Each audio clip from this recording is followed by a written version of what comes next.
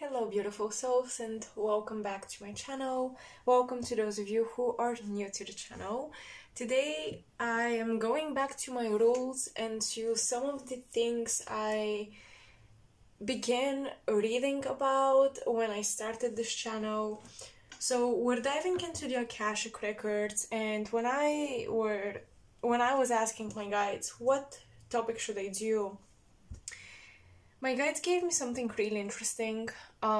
They showed me how a lot of our history, when we forget our Akashic records, our memories from past lives, this is energy. These memories are a form of energy that gets taken away, sometimes even replaced. And there are forces out there creating this matrix, trying to rewrite your story, rewrite your matrix so that you can serve those energies, those beings, and those entities. My guides were showing me how the light beings are working really hard on helping us retrieve memories, remember what we forgot, integrate and reintegrate lost Akashic records so that we become coherent and aware of our entire history, our story, and our strengths, our abilities, our missions, why we're here, what fulfills us. So they told me that I should do this reading on what Akashic pieces and memories are you guys retrieving? What pieces of your Akashic memory field are you reintegrating and remembering for feeling more whole, complete, at peace, more centered, more in alignment? Because this process has a lot to do with being in alignment with who you are and who you intend to express yourself as. And my guides told me that I should dive into this with you guys, provide some messages on that topic, and also ask them, how can you assist this process? How can you make it easier for you? How can you help this process progress and advance even, so that you center yourself, you feel more in alignment with yourself and your destiny? What can you do as well? So we're diving into your Akashic records, but we're diving into some fragmentation is what I would call it, because that's how they showed it to me. Fragmentation within your Akashic memory. And we're trying to piece it together, and we're trying to see, how is it coming back to you? How is it going to show up in your life, in your matrix? How can you become aware of it? And what are you supposed to do with that? And I hope you think that this topic will be useful to you in your journey. And you stay for this reading. So, pile 1, you guys are represented by this beautiful gift card, The Strength. It's from one deck, by the same creator as this card, Threads of Fate, as far as I believe. But yeah, it's just a beautiful card that I decided to use to represent pile 1. So if you resonate with this one, that's gonna be your reading. Pile 2, this is your card.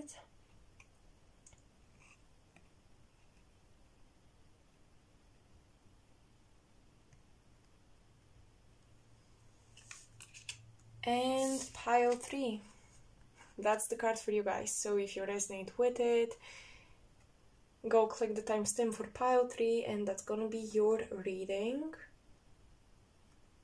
Okay, I hope you took a glance at it. So the timestamps will be both in the description box as well as the comment section. I will pin a comment with the timestamps in the comment section. I hope you'll find it quickly, and I'll see you in your pile.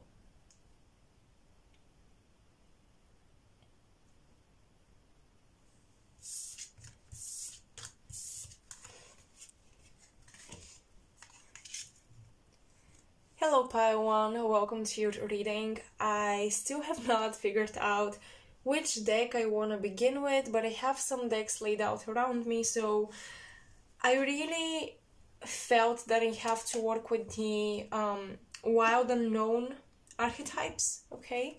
So I'm gonna use this one first, and then I'll see just where my intuition takes me. What parts of your Akashic memory, what fragments are you reintegrating to complete your puzzle, complete your story, center yourself, become more in alignment with yourself?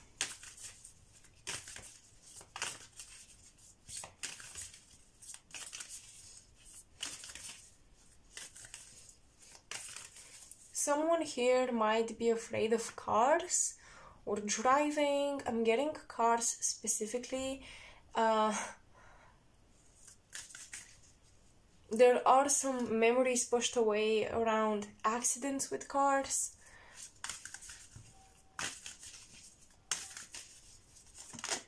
Okay.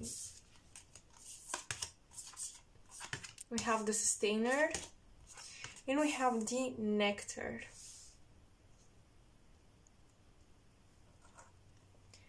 Now, cars may be a literal thing, of course, or a literal manifestation, but I always tend to look at things metaphorically when I receive visions. With the sustainer nectar, I'm thinking of this inner potential, and the fear of cars and even accidents with cars makes me think of going on the wrong path, going on the wrong journey, being afraid of getting in the car because you don't know what's down the road. You don't know where exactly you'll be going. So there are some Akashic fragments that have to do with fearing the unknown, not really being excited about journeys and traveling and maybe going to new places because you learn a skill, you learn something, you become comfortable with it, and that's what you do, and that's what you stick to. And Spirit is saying that you have fragments, Akashic fragmentation in that area of your life, and that fragmentation is the reason why you may be afraid of going on new journeys, exploring new things, throwing yourself into unknown territories where you have no skills. You're kind of navigating it as it comes to you.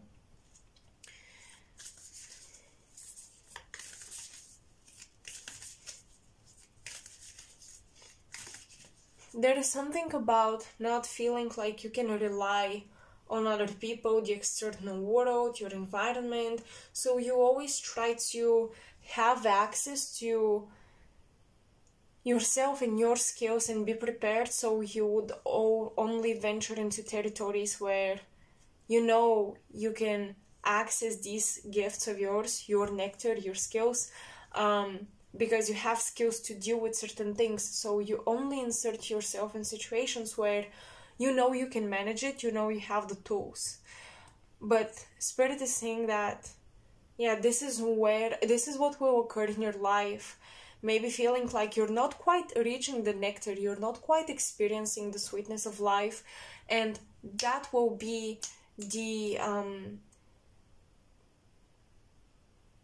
click for you, okay? That would be the catalyst or the trigger to awaken you to see, oh my gosh, you know, I have to throw myself into this new journey. I have to get into something unknown and a bit intimidating in order to grow, in order to feel the sweetness of life. Something about not allowing yourself is coming through. With the sustainer, we have a lot of fixed energy, of course.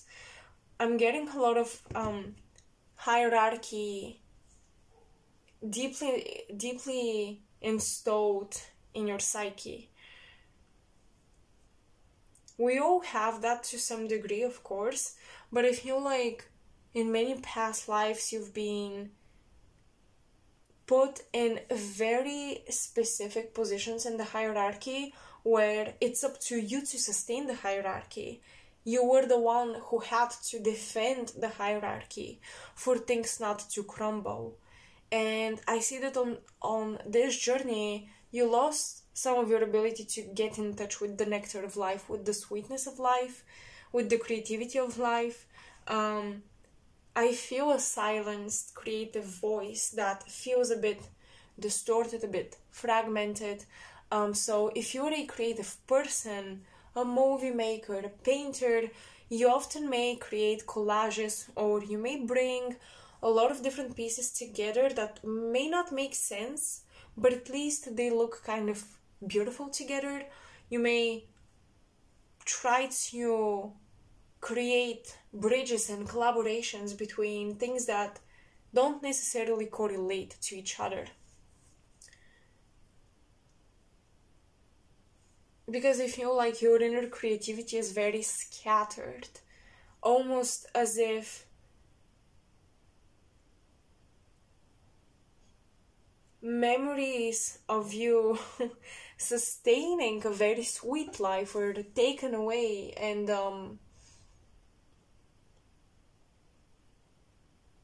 as if you're being very useful to defend the hierarchy. Even in this lifetime, you may be put in a high position, a very valuable position for a company, for people. I feel like whoever those beings that you think rule the world, control the matrix, they really like you in this position of being of high value and being part of a hierarchy and sustaining that for your own survival, for the survival of your family. It serves the matrix, okay?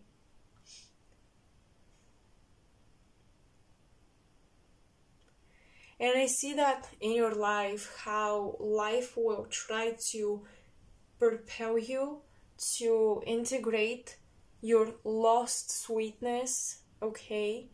To integrate more passion and excitement for the new, for the unknown. Is you have a lot of invitations to do things which are very much out of character for you. You have people that push you to do things out of character for you. These are good people. Of course, when I say out of character, I don't mean they will make you do immoral stuff, no. But things that you're always like a bit, uncomfortable with. It feels like a challenge. It feels like, oh, that's gonna be difficult. That's gonna take a lot of energy. I don't feel so confident doing this or that. I feel like I'll be super awkward doing this or that. You have people pushing you in this direction, telling you, come on, let's do it. These are angels or godsend, whatever, guides in human form. They're special souls sent on your path to invite you to reintegrate that sweetness, that nectar. I'm getting you're not necessarily supposed to be a creative, go with the flow, carefree soul, but you have to engage with some such activities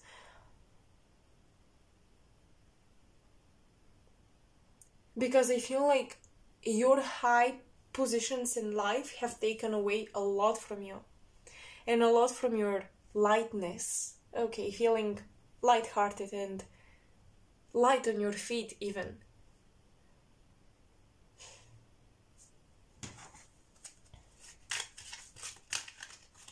Spirit, can you give me more insight? What specific fragments of the Akashic records are hidden, taken away, softened away from pile 1, from these people? Can you please clarify more specific past lives? Saturn and Cancer, charity. You were made to believe that you have to give away a lot, and that's how you'll be appreciated.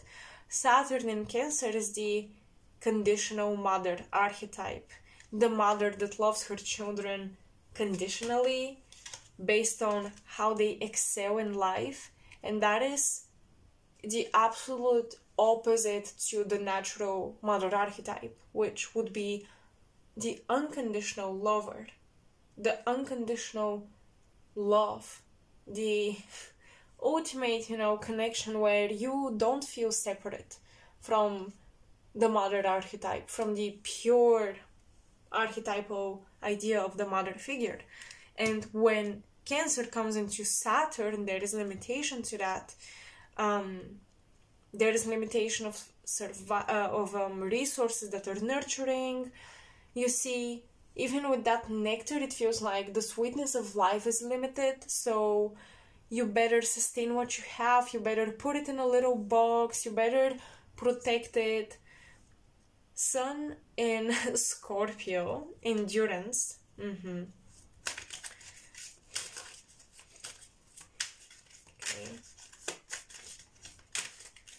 Yeah, Scorpio is a fixed sign. This makes a lot of sense with the sustainer. I told you this is giving me fixed signs energy. Taurus, Scorpio, Aquarius, Leo.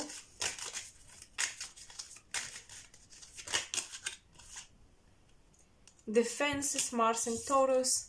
And Moon in Scorpio, power. Okay.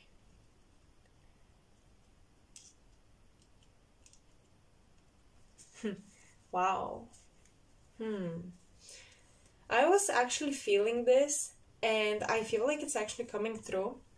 I was getting a lot of matriarchy, prehistoric stuff.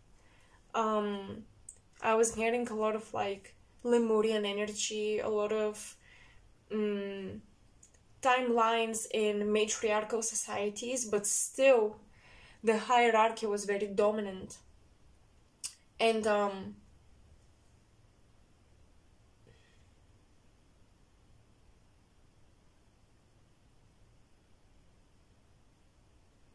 I think in those past lives you could see a destructive energy of the feminine, and that's why you sort of pushed it away. A Sun in Scorpio, even Mars in Taurus, it talks a lot about the senses, the five senses, sensuality, intoxication, and getting lost in this, getting lost in the depth and the intensity of things. And I feel like for many of you, the creative world represents depth and intensity that deeply in these fragments that maybe were taken away from you, and whether you remember them, maybe you start to remember them, or maybe you don't at all.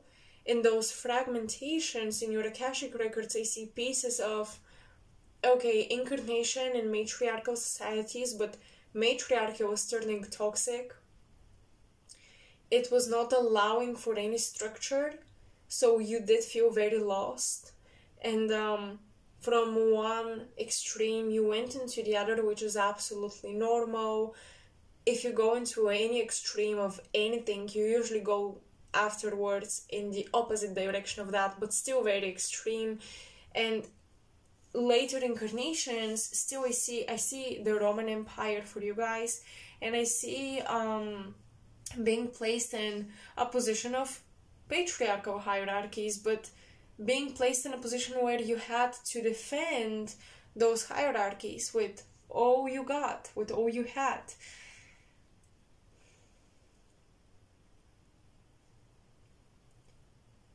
So moderation and addiction can be the manifestos of those fragmentations in your Akashic records.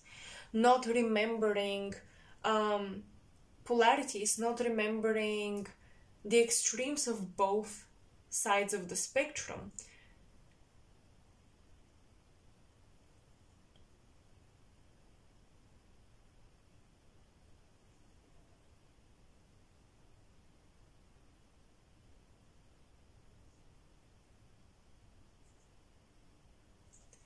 The moon here consumes the sun is something I'm noticing.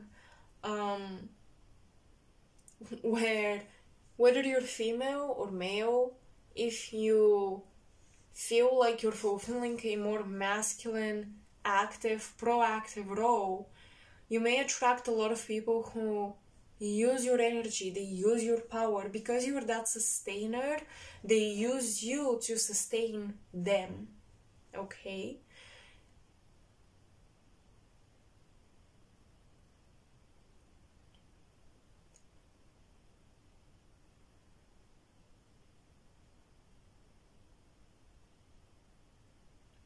one advice I'm getting right now, something that you can do, is get more in touch with your inner supply. How much do you have? How much do you have to give away? How much do you have for yourself? Are you running on empty? Because that's also something that I see, and you may have a lot of people who are in feminine mode, negative mode, inactive mode, but they may express a bit of the more dark or toxic aspects of the feminine energy, where they don't nurture or unconditionally love you, but they take away a lot. With Mars and Taurus, there is something about defending your resources, defending your supply, putting boundaries with your physical body too. Okay, Sun in Scorpio, one of the esoteric challenges of that astrological combination would be defying low desires, holding back from sexual appetite sometimes.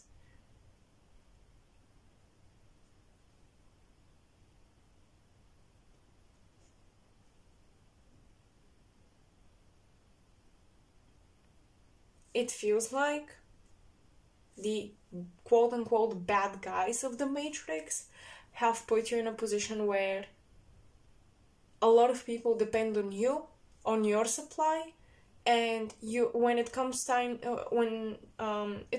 for you to support yourself, you're running on empty.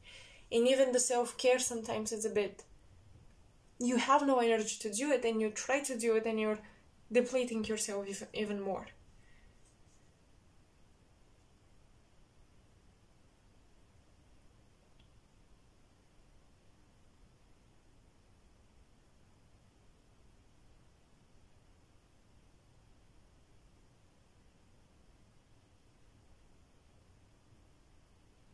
I'm getting a message here that some of you got convinced by your psychic friends that you're not psychic, or by your artsy creative friends or people in your life that you're not creative, or oh, you're not naturally creative. I mean, you see her or him, they are a natural talent. You may get convinced that you don't have natural attunement with some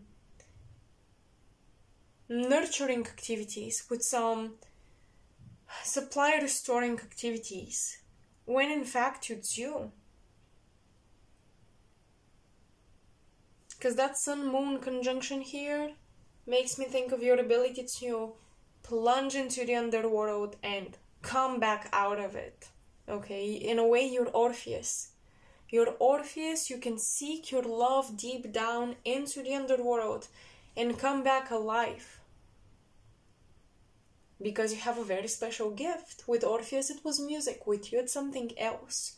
You have a very special gift that can sustain you while you're roaming around in the underworld, seeking truth, facing demons and monsters, seeing the underlying energies.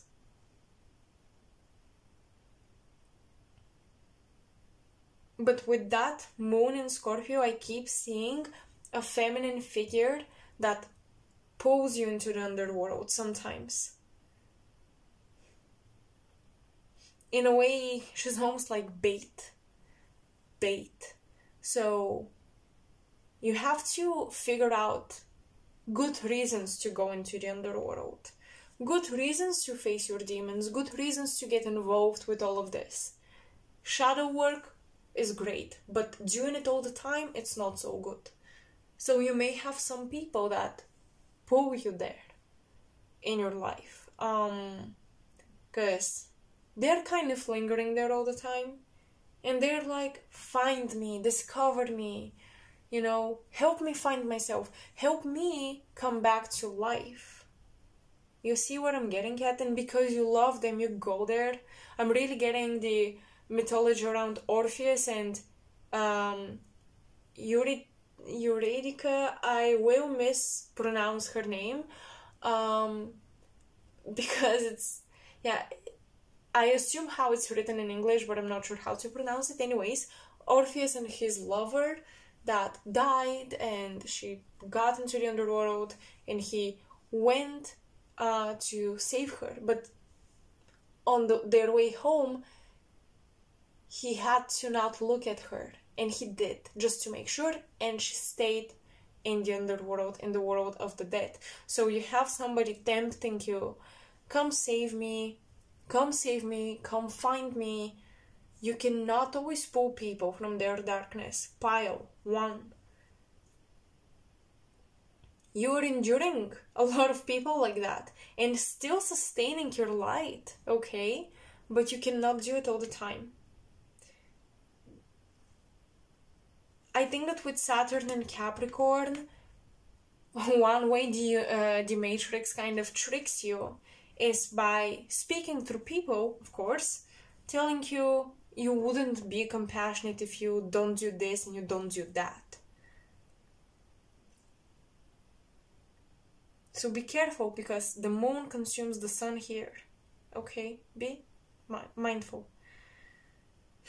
Let's continue. I want to use this deck. I'm really trying to carve out some past lives here. We're getting into some mythology that may be really helpful if you read upon it, because usually myths, symbols, when you get yourself to actually read it yourself and get into those things yourself, read about them, etc., etc., some memories are sparked, something is triggered, a mental process starts going, and it's like, oh, I think that this relates to this part of my life and that part of my life, and you start to see how you're living those fairy tales and myths in your life, and it helps you to figure out which character you are, where are you on the journey, what should you watch out for. So when I give you those myths, I'm not trying to sound fancy or it's all metaphors, okay? No, it's actually, you have to get into this information yourself, and you have to decode it for yourself, because when you read a story, you will relate to it on a personal level. And I do feel that this myth in particular is the myth you should be looking out for and you should read. Some of you may think Hades and Persephone, but it's not so much. It's more about Orpheus and his lover, okay?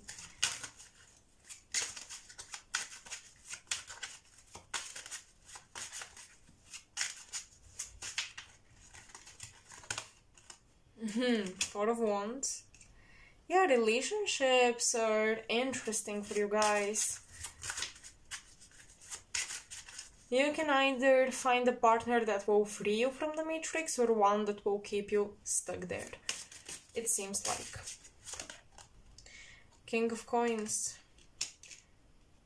It really, I'm sorry, but it feels like it really boils down to money and being able to afford certain things that is keeping you stuck, and it's stemming from those past lives. I'm telling you, you were many times in the hierarchy, and everything, your friends, your environment, your family made you understand really clearly what your role was.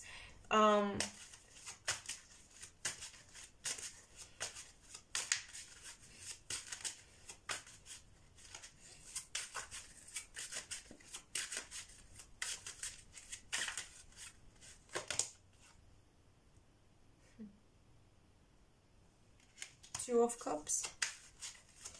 Interesting. And the Three of Coins. Interesting.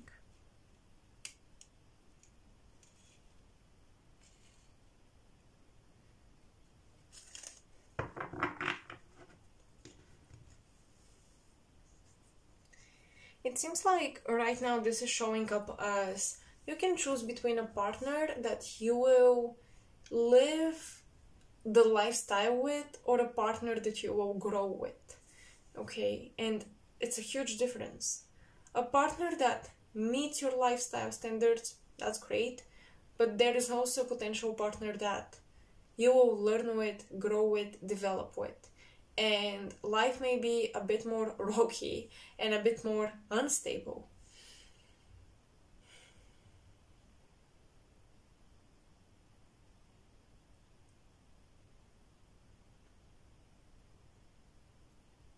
And of course, I think that the partner you'll be growing with and learning with is the right one for you. But of course, it's up to you to choose. It's just that this is how this fragmentation is showing up for you.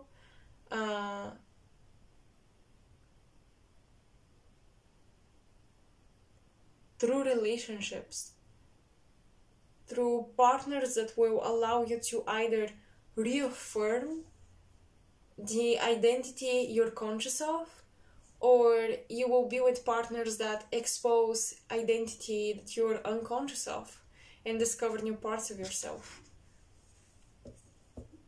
It will either be one or the other, but once again, I'm picking up on Lemuria and Rome. Big time.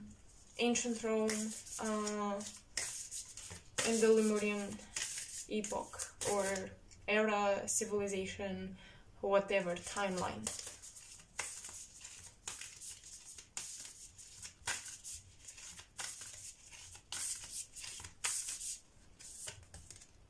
Okay, surrender and suit.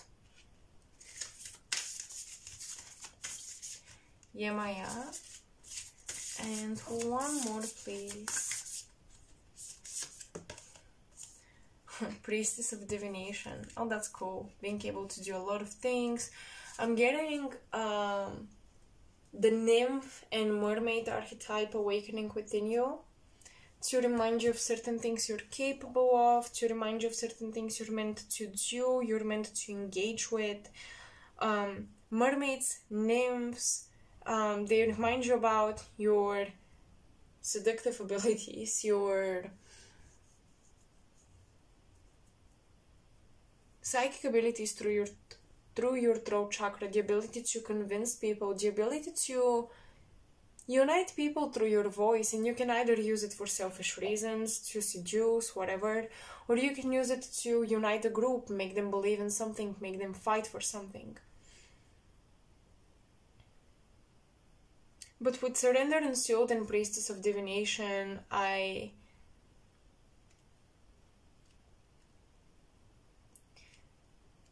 feel like many of you are awakening to the strength of the water element, of the flow.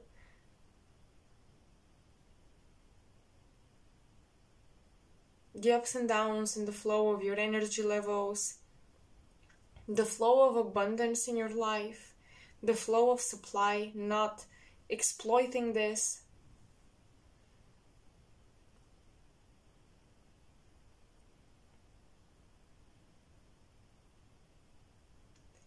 I feel like you guys who actually meet partners who are the priests and priestesses of divination, and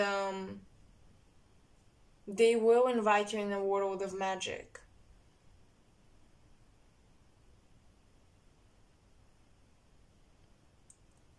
Yup, so what I'm seeing here right now, without much look at the cards, I kind of want to just tune in. I'm seeing this cloud. Think of it as a mental room, okay? That you're being tuned in by the Matrix, and that cloud is very materialistic in terms of our history, in terms of evolution. It's very materialistic, very dense, and not kind of scientific, too scientific, but it's just very reductive, if that's even a word, reducing. You're brought into mental spaces which eliminate, get rid of the unknown, okay? You're brought into mental clouds where those communities and those people are convinced they grasp the history, they know what happened before.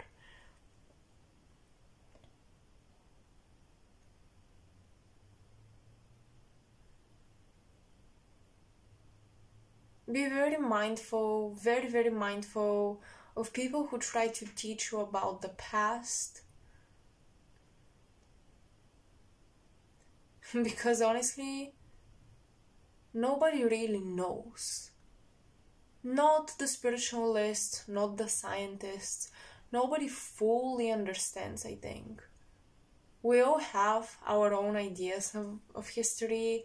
Some people channel it, some people read books about it. It's all good. But be very careful with people who try to get rid of every element of the unknown, of every element of questioning and doubting. People who leave no room for fluidity and flexibility with information.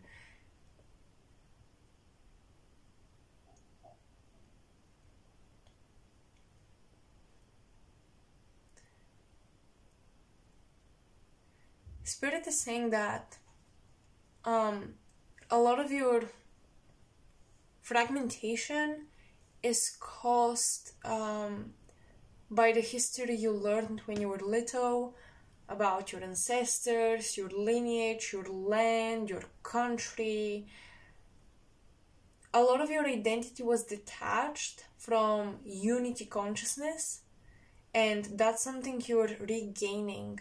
That's why both the patriarchal and the matriarchal hierarchies, you've gone through both, and both will be challenging you, because you're meant to realign with unity consciousness, is what I'm getting, in order to feel the sweetness of life, in order to feel realigned again, aligned with your purpose.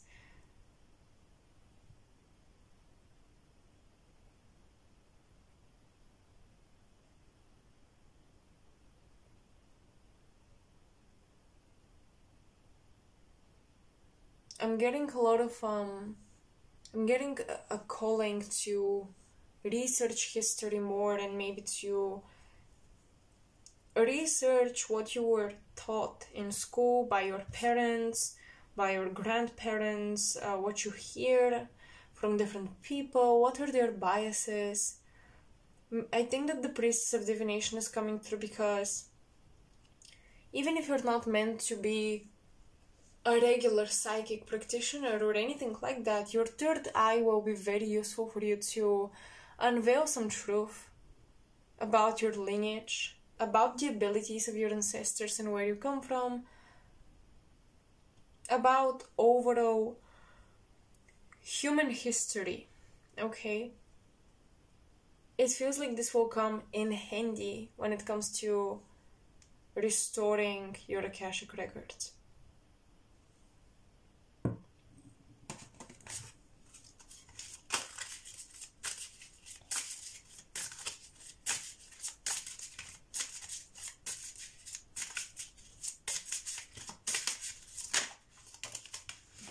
The High Priestess again. Alright, this is getting a bit deeper. I'm definitely doing an extended for this reading. I wasn't sure if I want to do it. I wasn't thinking I'm gonna do it, but I feel like I want to dive deeper into these messages. And yeah, spend some more time meditating with the cards. Visualize, but we have the High Priestess, and I feel like she's opening a door. Okay,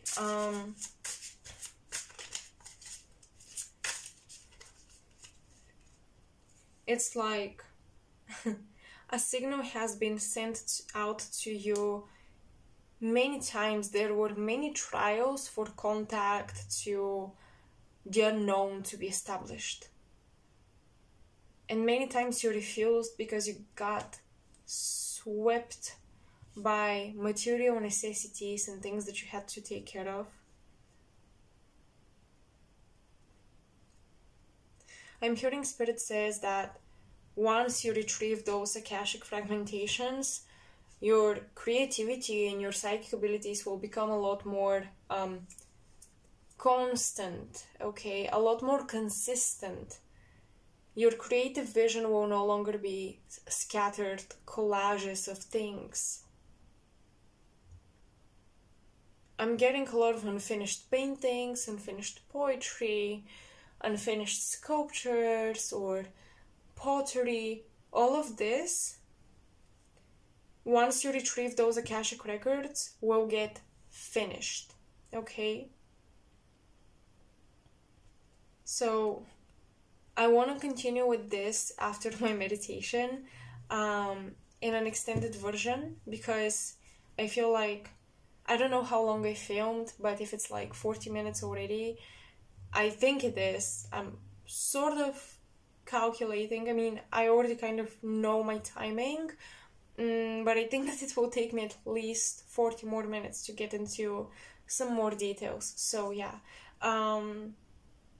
if I'm doing extended, the links would be underneath each pile. So pile 1, that's all I have here for you. I hope for those of you who don't go to the extended, that was enough. You received your messages, they make sense, and they're useful and helpful. And for those of you who want to figure out more, I have another deck that I really want to use, these postcards from Spirit. They're super cool. I really want to use them. I really want to get into some more specifics. And yeah, I hope you will really enjoy the extensions as well. So thank you for being here. I will see you either in the extended or in my next video. Make sure to like, share, subscribe to support my work. And yeah, just be here for me. That's all good. It's beyond enough. Okay? See you next time. Bye. Hi Pile 2 and welcome. Let's see what fragments from the Akashic records are you guys integrating. So I'll go intuitively when it comes to my deck choices. I have a few decks laid out around me, and for those of you who watch more than one pile, you may notice that in different piles I order the decks differently.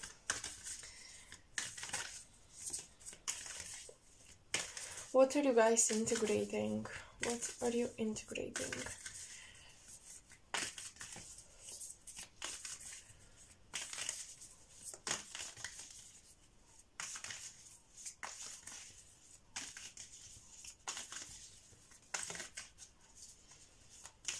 What fragments from your Akashic records? The dead end. I'm going to read about this one for a reason. And the warrior. Okay, pile 2. I'm going to read the dead end because I feel like I am not prepared to describe it. The closed door, the final chapter in the impasse.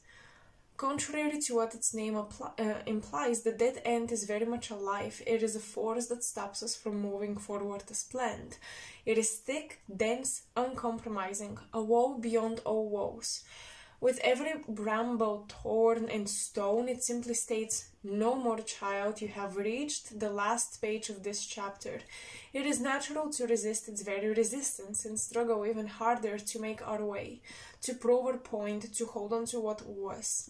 In this way, we fight with life itself. From a mythic perspective, the end you face is very much a beginning. There are doors opening all around you, just not the one you planned on walking through. If you are honest and courageous enough to accept, adjust, and adapt, the dead end becomes known as life's beginning. When light, it shows up as acceptance, humility, relief, reverence for change. When dark, it shows up as inertia, stuckness, tension, unconscious, and gripping. Reflect on dead ends in your past that led you to unimaginable wonders. The moment you accept the ending, a feeling of grace will arise. Doors begin to open both inside you and in the world. No, note that in most stories and movies, the moment the protagonist reaches the dead end, something riveting happens. You are a protagonist. So, what I'm getting from this is something that was fragmented from your Akashic records, something that you were stripped down from, you were made to forget, was the ability to end things, and the ability to, by ending something, seizing a cycle, you know, stopping the cycle, getting out of it. Knowing when to say no, knowing when to say enough is enough, I'm done with this, I'm done with that, and the ability to move on. And why is this important? Because you may end up in situations where you stay even when you're not meant to stay anymore, and instead of following your destiny, going after the things you're supposed to go after, you're so stuck on completing something that is already complete. It's already drained of potential. There is nothing more that can evolve out of the situation, but you try to force it. Okay? So that dead end, to me, represents your ability to preserve your resources and preserve yourself. It's kind of like the 10 of Wands. You could continue struggling or you could move on. And I feel that from your Akashic records, the ability to move on has been taken away from you. The ability to close doors has been taken away from you. Maybe you have a very hard time dropping ideas, even if you never complete a project or execute an idea and see whether it's going to work or not. Maybe you leave things in perpetual unfinished state so that you can remain attached to those ideas and things. Sometimes I feel that we purposefully don't finish certain businesses. We don't finish certain tasks just to have something to do. Just because we wonder, well, what else would I do? You know, that's all I know. So the dead end process, I think, is what you're integrating, reintegrating, and remembering. You're remembering to, you know, close doors, end journeys, and certain paths of yours, and allow yourself to have a fresh new page.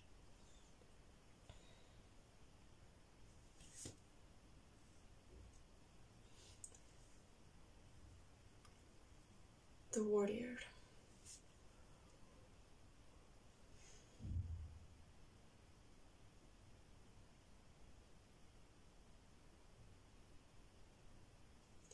I'm not sure if this is a fragment that you forgot about, but the warrior usually indicates, you know, believing you can survive something, believing that you're strong enough. But it also makes us think that we always have to fight for things. It seems like you guys have been, you know, deceived by the Matrix, and thus this is how Akashic fragmentation took place. You were deceived that you have to be warriors in order to make it, in order to be happy, in order to live authentically or experience truth. It's like having to fight and be in a constant state of survival in order to live the true reality of things, in order to, you know, escape the Matrix. You were made to believe you have to be in a warrior state. You were made to believe that the truth and the reality out there is harsh. You were made to believe that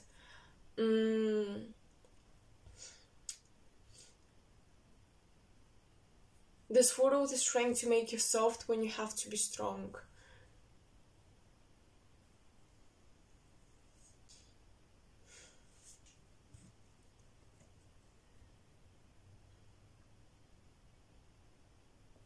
there you have a snake, right? And this skull makes me think of a bull. I know it's not, I think it's not the skull of a bull, but it makes me think of the bull. It makes me think of the golden bull. It makes me think of, you know, Taurus and the worship of gold, you know. And the snake kind of takes me to ancient wisdom, hidden wisdom. There's a bit of paranoia. Ooh, okay, this is getting a bit intense, but these messages are becoming more clear. Your matrix pilots you. How is it manipulating you? Your matrix likes to put you in a state of paranoia or fear that things are hidden from you, things are kept from you. You don't know the full truth of something, you have to dive deeper into it. You don't know the full what's going on behind the scenes of certain fields of life. You have to get deeper into it before you're able to move on and be happy. Before you're able to go on and follow your dreams, create a family, do this, do that, do the things you actually want to do, you feel like there is something hidden from me. There is something viciously trying to stop me. I've got hidden enemies. This is where your matrix likes to put you in order to take away from your energy. You emit a lot of energy when you're in a state of paranoia or fear and always being a detective and questioning things. And questioning things is great, but I feel like you've been way too stuck on the idea that true wisdom is held from us. It's hidden away. I still don't know the full truth, so I cannot proceed with something. I have to know the full story before I proceed with something. But guess what? Nobody will ever know the full story. Are you alive at the same time in every moment of existence? No. So then how do you know the objective full story? Stories are told by people, and stories are distorted by different voices throughout the ages. You have to simply choose which voice resonates with you and follow that. Your matrix is pulling you a lot into the conspiracy things, and that's okay. Listen, I'm interested in these things as well, but what I'm getting is that this is how your matrix softens energy from you and does not allow you to have a dead end and to have the idea of fully grasping something, fully understanding something, even maybe with your skills. There is paranoia that if you come forward as a teacher, somebody will come forward, be better than you, and they'll be like, are you even good enough at this? How come you teach this? How come you try to show up as a master or as somebody wise and knowledgeable when you have so many missing links and cracks in your knowledge? But guess what? Every teacher has that. Because nobody is perfect, but at some point you have to have the ability to say, dead end. I may continue to learn, but hey, this is what I've compiled together. This is my gnosis, this is my teaching, and dead end. I'm done diving deeper and researching more before I come forth with this. You can come forth with this and continue on your journey of diving deeper into things. But you have to come forth. This applies to how you see the world as well as how you chase your dreams.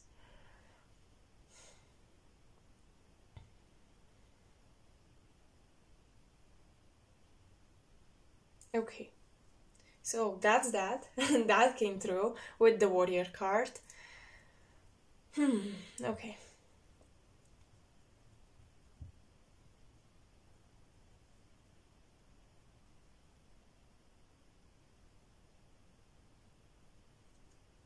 Interesting.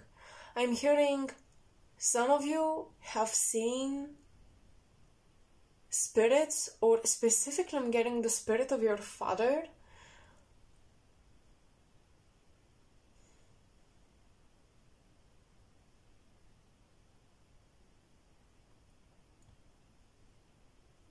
The rabbit hole. Oh my gosh, how did I not even realize?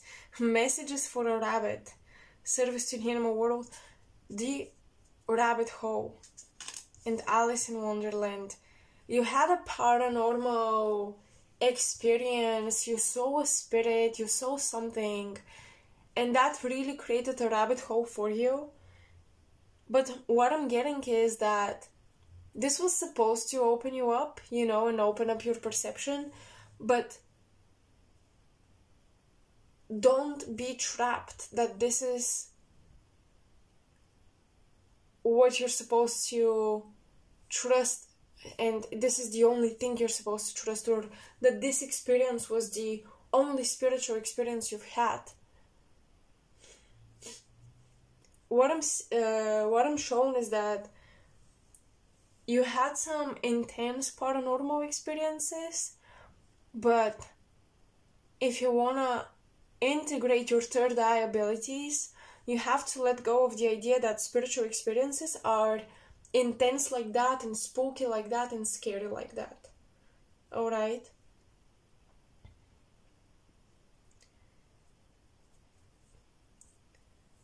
I'm hearing the Akashic fragments you're integrating are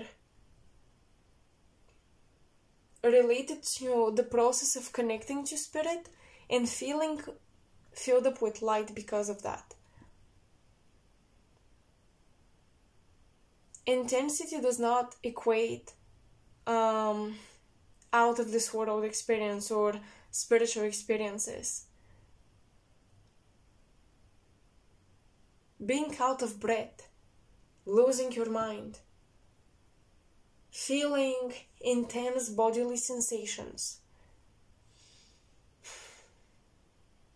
These don't always mean you're having an elevating spiritual experience. And that is another thing the Matrix tried to trick you into. Okay, and I'm getting that ayahuasca and any plant-based medicine that creates any spiritual effects, or you have experiences after that plant medicine, this is cool, but there is something about you don't have to approach spirituality from that perspective. That is not the only way to connect with higher energies.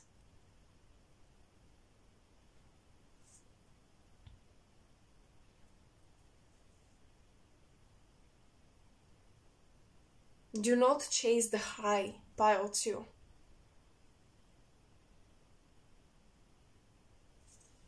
That is coming through really strong now. Okay, let's see. Which deck should I use? Maybe this one. I will use this one. I didn't use it for pile 1, but I'm gonna use it for you guys.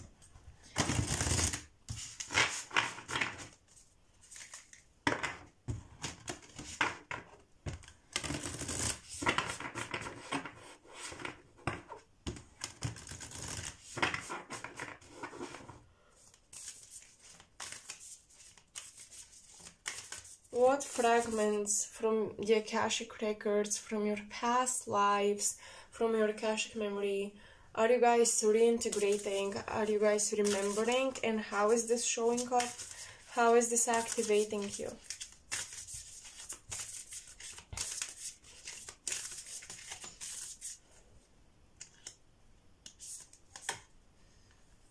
Virgo, I analyze reversed. Funny, because when I was shuffling, I was hearing serving in the temples, service in the temples, remembering service in the temples. I have Virgo, and Virgo is the sign of service. 6th house, routine. And the earth element stability. This is crazy. You guys have the earth sign Virgo with the earth element, and Virgo rules the 6th house. So very, very dominant Virgo energy, very dominant earth energy. Alright, but it's reversed, and the quote here is I analyze. So interesting.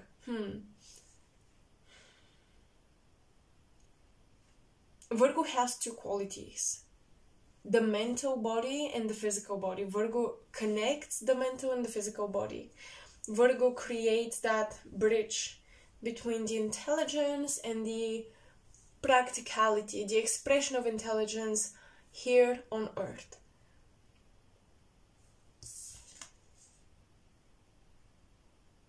Harvesting. Something I'm getting here is a part of your mission, your journey over many lifetimes was the evolution of the physical form, your ability to evolve the physical form. And the school, that reminds me of the bull or Taurus, right? That skull makes me think of, okay, Taurus, the head, the 5 senses, right? In esoteric astrology, Taurus is the beginning of the development of the third eye. And then Taurus is the first earth sign in the zodiacal belt, followed by Virgo. When we go counterclockwise, when we go earthly evolution, we start with Taurus, and then we move on to Virgo, and then on to Capricorn. So with Virgo, it feels like those 5 senses you've been developing now have to evolve. With that 6th house, discipline around the body, discipline around meditation, yoga, opening certain chakras and channels in the body has to do with working toward building the new human form, or a human form for the future souls incarnating on Earth. A human form that will be able to take on more energy, more evolved energy, a human form that will be able to receive a higher vibrational incarnating soul. And this is what you've been working on in the past, it feels like.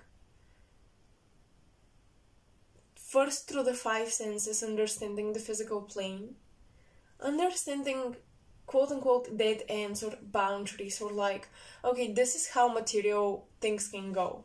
Alright, now we have to go back upward on the spiral of evolution.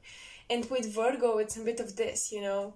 Okay, now we're going upward, we're going back, reintegrating the mental body within the physical body becoming less dense and more capable of channeling and becoming a vessel for higher spiritual energies. Lighter, less dense spiritual energies. And it feels like you guys you forgot your Akashic memory where you had vows. I'm getting vows like promising, you know, swearing. This is something you're gonna work on in your future incarnations. This is gonna be your journey. Those are gonna be your goals. Something about committing to evolving the physical form, purifying the physical form, detoxification of the physical form. And I think that in a way, that's why using this plant medicine to create a spiritual experience is something a bit outdated for you to do. It's something that humanity needed but no longer needs. There is a lot more mental exercises that will create these spiritual experiences with Virgo, because it's not Taurus anymore, okay? It's not receive from nature, nature will give you the tools to heal, you know, upgrade your body, upgrade your spiritual experiences. Now it's more about, okay, Virgo, the adult, the servant, the Vestal flame keeper. Okay, Virgo, you're connected to Mercury, you're connected to the mental plane. You've built individuality in Leo, and now you come into Virgo and you're like, now you can, on your own, because you have that individuality within, that is the source of your power. You no longer need the external things to be put inside of you in order for you to grow. You no longer need nature to support you. You are linked to solar energy, to the sun, to the individuality within Leo. And now within Virgo, you have to synthesize this and use it for refinement. Virgo is the sign of synthesis and refinement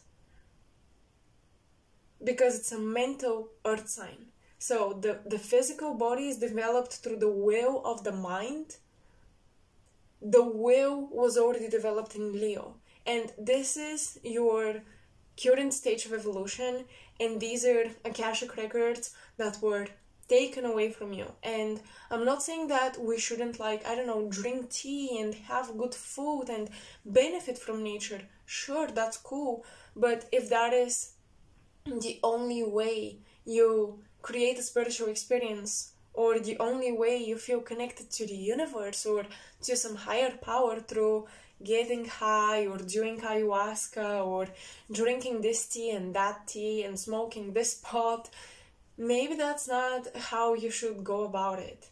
You may have a lot of Pisces placements, and I feel like that's why you have fragmentations with Virgo energy in your Akashic records, because you're meant to use your free will to spiritualize the body. And yeah, this is your journey pile too. This is where you're called to go. And I feel that the dead end is your ability to say, enough is enough. I've tried enough of this. Because you may be curious, you know, you may want to experiment, but don't let your curiosity become an addiction. Okay? Cool. I think we're cool.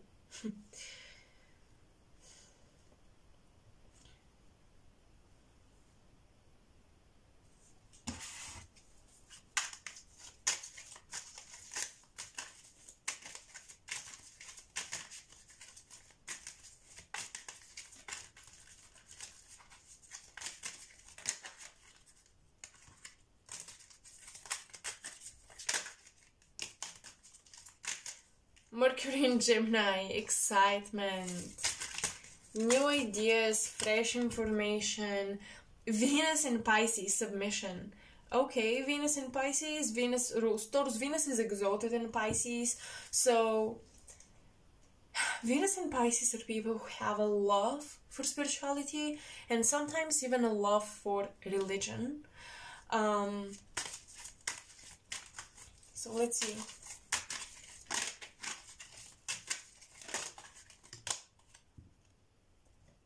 Moon in Gemini, adaptability. You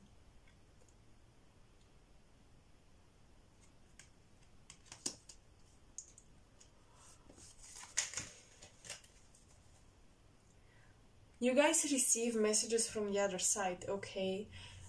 With this combination I'm getting, you receive news from the other side. The latest spiritual updates, the latest, okay, this is what's happening to Earth, type of news. You receive news from higher beings. They show you, explain to you, or intuitively relay the message to you. Maybe you don't sometimes even realize you're channeling this message, but you receive it from these higher beings, and they're explaining to you, alright, that's what's happening to Earth collectively. This is what is most likely that you will go through. This is what is most likely your friends will go through. And you see these collective cycles, okay?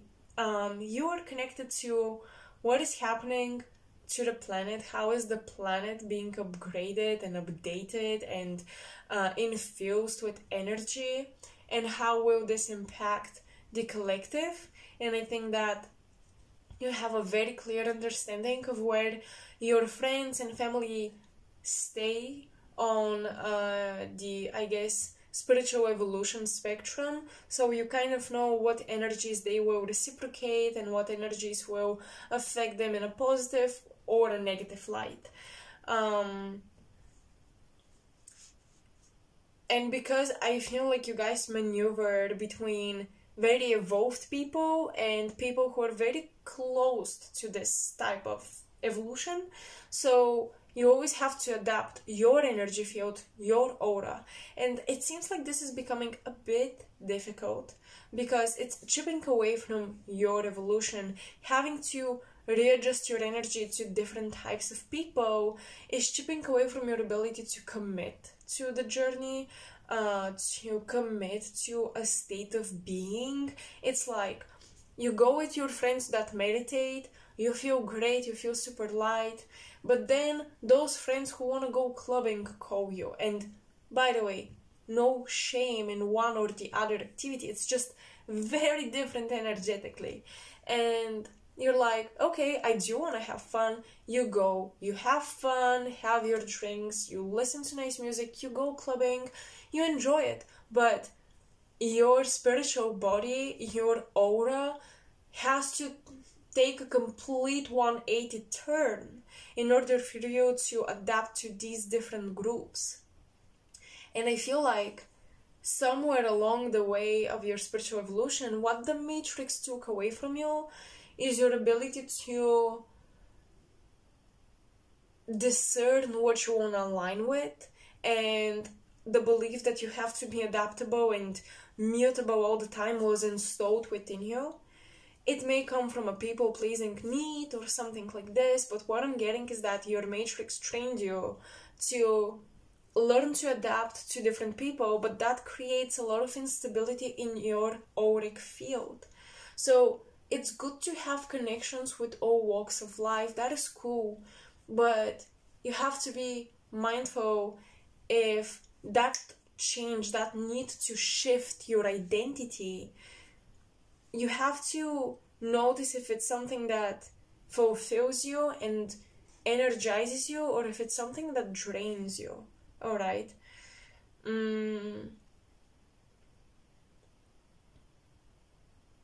Because with Venus in Pisces, I'm getting a subconscious need to be psychically involved with everyone and everything all the time. Almost as if you're trying to be... I like this exercise almost as a meditation, but what I'm getting from you is subconsciously you try to psychically be like the ocean. And what does that mean? You are the water of the ocean. That is vast as hell. That is really big, right? So imagine yourself being everywhere in the ocean all the time. Like your mind, the centered perspective from which you live and you see the world and you look through your eyes, right? You are in your body. That centeredness that we usually have in our body, because through our body, through our eyes, we see, we speak, we hear, we experience the environment. Imagine that point of view, that point of perspective being placed everywhere in the ocean. Everywhere. You see every fish swimming, you see every part of the bottom of the ocean, you see every part of the sky that the ocean is facing, you feel every shore the ocean is washing, every pebble of the sand. You are everywhere in the ocean. Every wave, every drop of the ocean is like an eye you're looking through. How does this work? How do you do that? It's really difficult to be that vast. That's Venus in Pisces.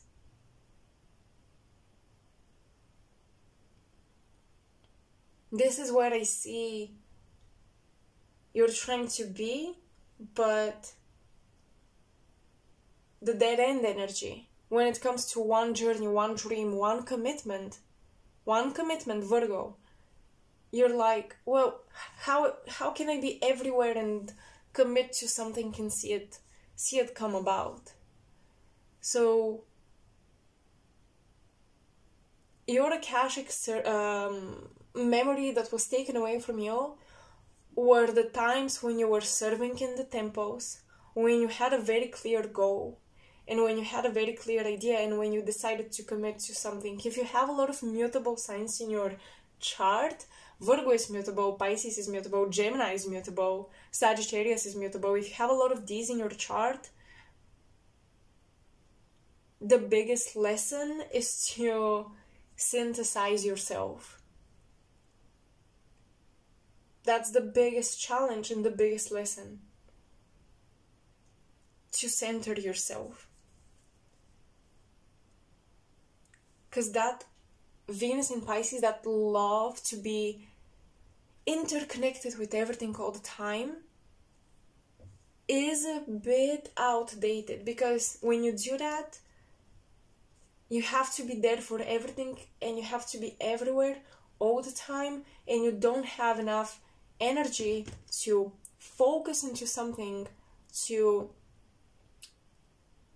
commit to one path or one journey or one goal, and to actually see it manifest.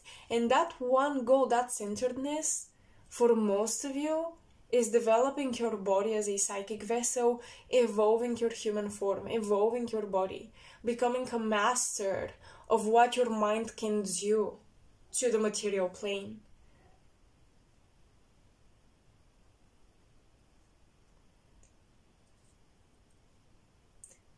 And where the Matrix is trying to trick you is by giving you almost outdated ways of relating to spirituality.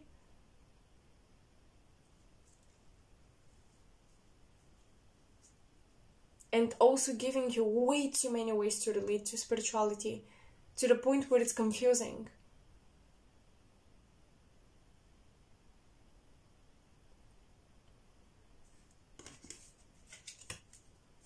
Focus, mental power, mental energy is really emphasized here, and it's that something that the Matrix is trying to take away. Don't let it do that.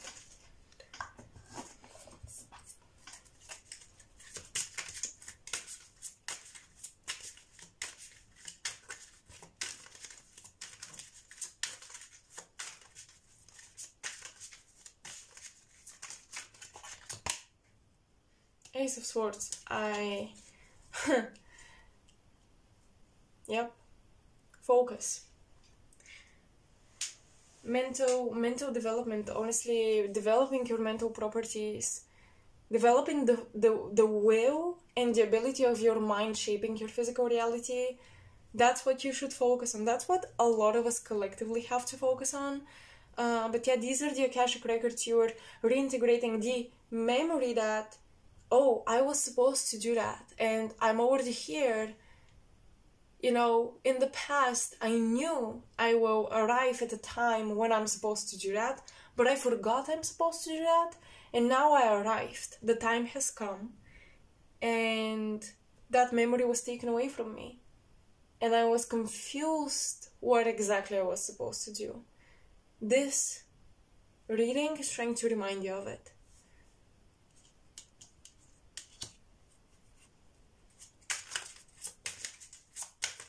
To bend your physical reality through mental will.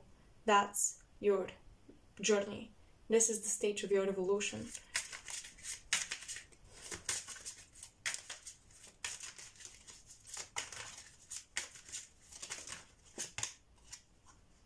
King of Cups. Mastering your emotions, mastering your visualization, mastering your creativity, mastering the third eye. Focusing the third eye.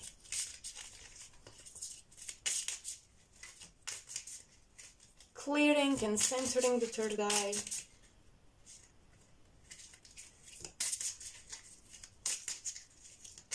For all of you who are on a psychic journey, this is about the jump from receiving an impression to receiving crisp and clear messages.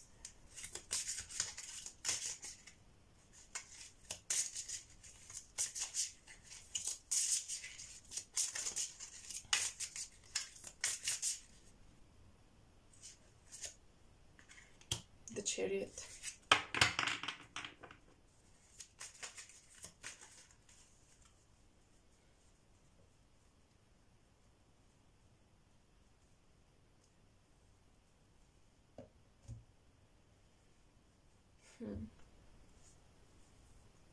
Okay. I'm getting something interesting. At least to me. I'm getting Arcturian energy come through.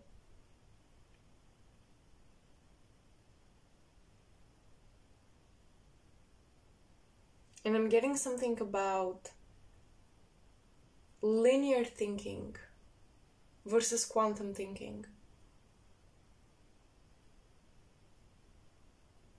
You're being trained in these psychic perceptions. You're being trained to distinguish linear psychicness, for example, predicting a time frame, predicting a date, predicting a specific event, versus distinguishing a quantum psychic perception and developing that as well. Predicting possibilities, okay. Seeing the correlation between timelines from different time frames and how they are parallel to each other, how the past and the future and the present are parallel to each other. Seeing those connections in order for you to discern which timeline you want to be on. And you need both. And you know, with the Ace of Swords, the Ace of Swords is usually illustrated as splitting the sky in two. It's the two brain hemispheres. So your ability to see things linearly, psychically, through psychic perception, through psychic channeling, the ability to see linear time and quantum time, linear manifestation and quantum manifestation, both perspectives are very, very valid, and they will be very, very needed for you to align yourself with your proper timelines. And I'm getting that a lot of you are training with the Arcturians, or you are initiated by representatives or representatives of the Arcturian energy. You are initiated into those ways of psychic perception.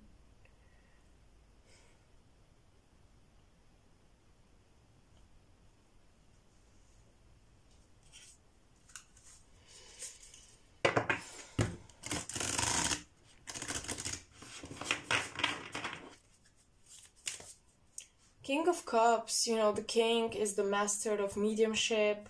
So I definitely think that many of you have mediumship abilities.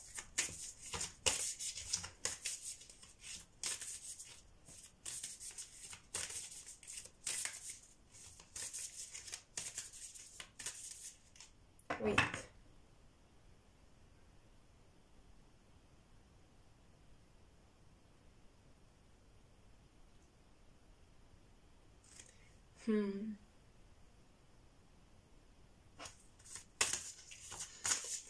I am getting Akashic memory and past lives as oracles, seers of the future, and oracles who also spoke to the dead. You practice mediumship in past lives, pile 2.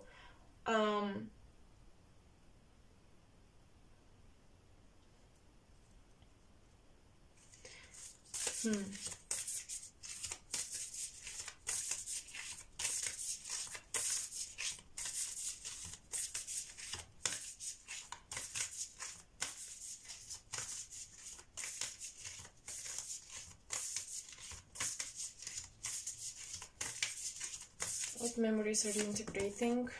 Lakshmi, abundance and good fortune. Blue Tara, transmutation of anger. Okay.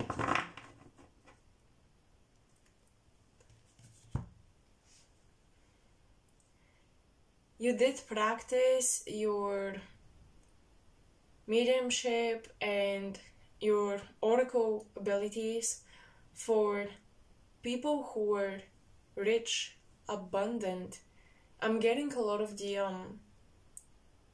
Arabic countries, the Arabic lands. I'm not getting so much Egypt or, I'm getting more so the Arabic lands, and yeah, they're close, but still, it's different. And I'm also getting India a lot for you from past lives, and how you are integrating some fragmentations from Indian teachings. There is a lot of wisdom in the Indian teachings that you can draw upon even today.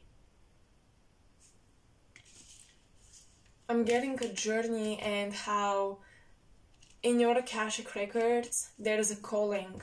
In those fragments you're retrieving, there is a calling to go on a journey into far away lands, and to go alone, almost like a gypsy, and to explore, to go on a nomadic journey. There is something about seeking wisdom from the earth by going to these lands.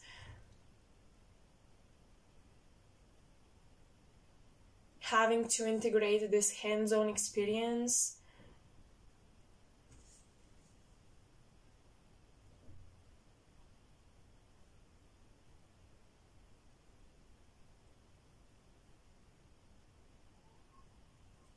And I mean, I think that the Indians are known for that connection between spirit and the body, opening those chakras and those channels in the body. I think that many of you will be called to India for a reason.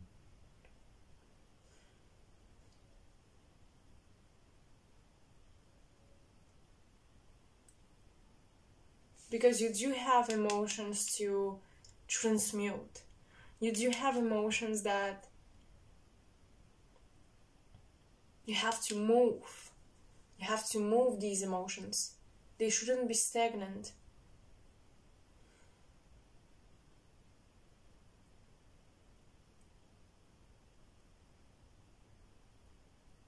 And I think within the Akashic Records, what I see is past lives where your practice was used by people of power and by people who sought material gains. So you were a bit discouraged to become such a good oracle, because I see that some of you your abilities were used to dictate who is gonna win the war, right? Or which country is favored by the universe, by certain deities, etc. So you did not like how that crisp and clear intuition was used, and I feel like subconsciously that's a reason why sometimes you block it. You block your ability to see crisp and clear messages. And I think going on such a journey alone, venturing into a nomadic journey, will really help you heal those fears of your abilities to perceive into the unknown, your abilities to perceive into the psychic plane.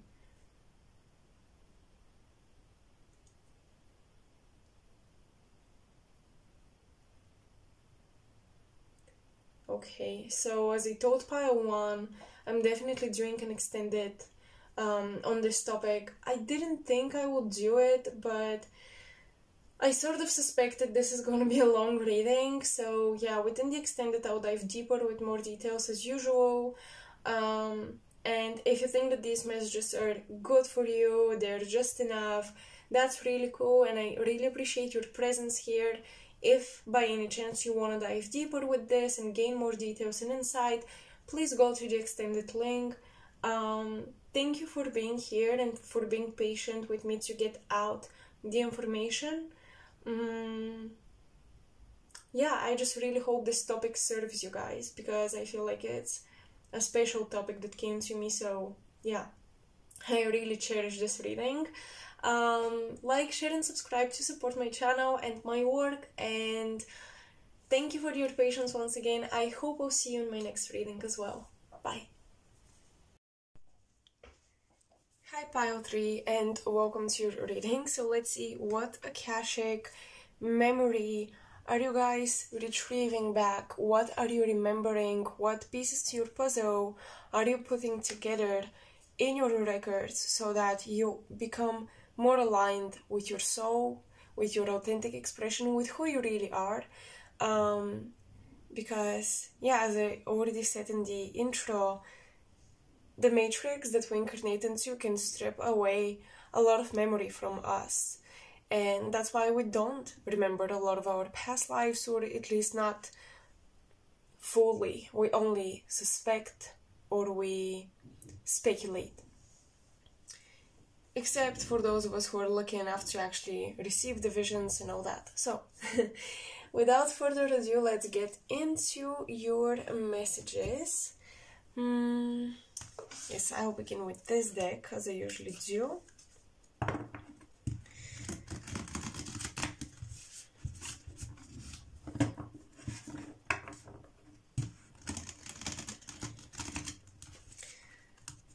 What Akashic memories are you retrieving? I'm hearing scribes because I'm seeing a pen and paper, but it looks kind of old.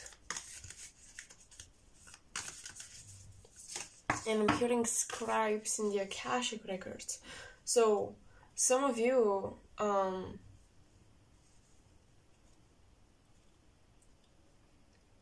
come here to observe, to write down, to take notes, to collect data and send it into the Akashic records, and your purpose is more of being the observer rather than being actively involved with life, and that is the illusion the Matrix is creating for you.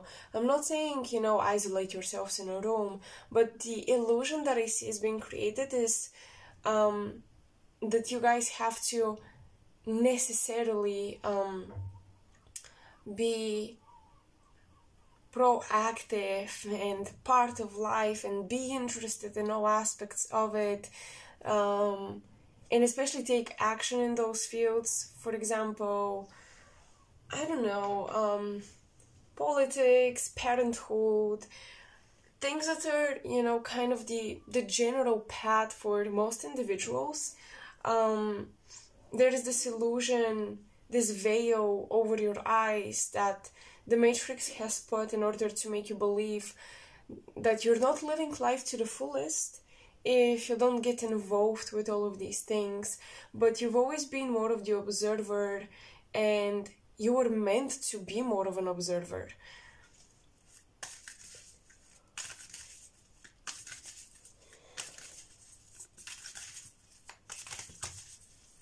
Because some of you, when you're in between incarnations, your higher self is a scribe in the records, someone that organizes data, brings data to the table.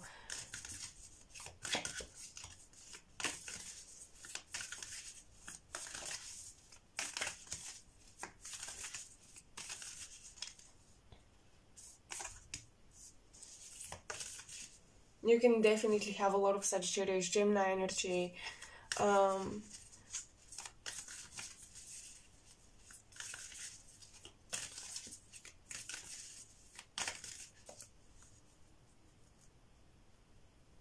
Either in the rising or in the 8th house is what I'm getting.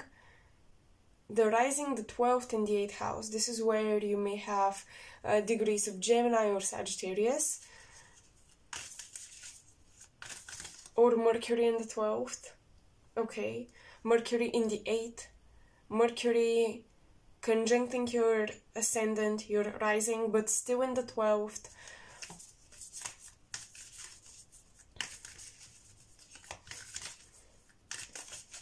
I'm also getting placements at 11 degrees.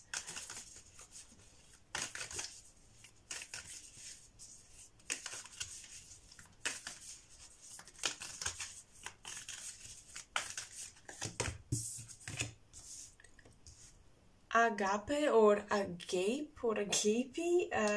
Yeah, I'm sure there are a couple of pronunciations that I will butcher. So, the eternal child. Okay. This one, this card, as far as I remember, what stood out to me in the description of this card was it represents joy. So I'm gonna be reading about it really quick. Oh, I just opened it. Right. Devotion and unconditional love. What if instead of putting yourself at the center of your spiritual practice, you put God, Goddess, or nature at the center? How would this change your approach? Such is the energy of agape. It is a life when we are in awe and wonder, our breath taken away by the sacred force that surrounds us and asks us for nothing in return. Oh, I think that this is kind of related to you being the observer rather than being proactive. Instead of being in the center of something and like being in it, involved, you're on the side. You're kind of putting the focus and the center at something else in order to observe it. And in order to be an observer, you cannot be a narcissist or you cannot be egocentric. Even small degrees of egocentrism would make it really difficult for you to be an observer, because then you filter everything you see through yourself and how you'd have done it, how you would have reacted, and then you don't really collect the data you're supposed to. So there is something about you guys having to live this spiritual experience on earth from a neutral standpoint and from a viewpoint further away from the issue, not right in the center of the issue. So perhaps you're not supposed to be the center of the storm. I feel like, although being the center of the storm literally translates as being in the eye of the storm, and just looking at all the chaos around you, but you are kind of protected, like in the center of a tornado, where it metaphorically you wouldn't be in the swirls of it, but still I want to make it very clear, you guys have to be on the side of some events and some fields in order for you to do your job and observe correctly, because the moment you get involved, you start to fill up that Ace of Cups with ego, you start to fill up that Grail with ego instead of emptying it and filling it with unconditional love. So yeah, this card can indicate a spiritual initiation that stretches your capacity to love and serve. You sense the earthly as the heavenly and vice versa. Such an initiatory moment can appear in any form, and like a healing balm to the modern soul, its effects last a lifetime. The agape card may also suggest you reassess what you worship every day, consciously or unconsciously. What are you elevating? Where does the sacred ladder you climb ultimately lead to? When light, the agape, translates as service, reverence, honor, and joy. When dark, it translates as spiritual bypassing and righteousness. Do you want to go deeper with this card? Children's choirs from around the world, like listen to them and yeah, let those. And you also have the eternal child card coming up, so let the voices of children elevate you, because I think that children are great observers and they are the perfect amount of involved and laid back, because they observe to learn for themselves, right? To learn certain skills, but they're also in their own world, and all their observations they make from such a pure place. There isn't much ego there, okay? Especially babies. Most likely babies. I think that after 7 years old, ego starts to kick in really hard, actually. But yeah, when we're babies, we're quite pure. A gape can also be felt as an overwhelming love of family, partner, community, recognized by a deeper swell of gratitude. The Greek word agape informs the English word agape. To have the mouth agape is to be awestruck by something or breathtaking delight. We are made humble once again. So you are here on earth and you have to remember this. You have to remember this. You're here on earth to be in awe of it, of the life here, of the souls that come here, of nature. And you're here to elevate the eternal child essence of the collective. The child essence of the collective. We're all, modern society is so much about adulting and growing up, and that's cool because we gotta take responsibility, of course, but at the same time we're losing touch with the eternal child, with the observer, with the creative. We're losing touch with the inner artists. We turn art into content, and it's just, I think you're here to observe the world, observe the modern world, observe Earth as it is, and love it unconditionally. And what you worship is what you elevate in the collective consciousness. Well, worship that eternal child. Worship being a child of the earth, being a child of nature. This is what you have to worship. And perhaps worship is a strong word for some of you, so let's say elevate. I like this word. By paying attention to this, by believing in something, maybe not worshipping it, but simply believing in something, you elevate it in the collective consciousness. Now, let's see, where is the eternal child?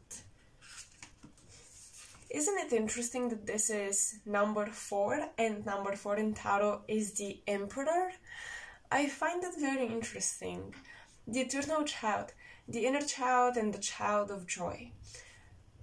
The eternal child is connected to the timeless, ageless, and infinite aspects of life. It is radiant and fearless and seeks joy above all else and at any cost. It struggles being bound to an aging body with physical limitations in a world that demands attention to detail and logistics.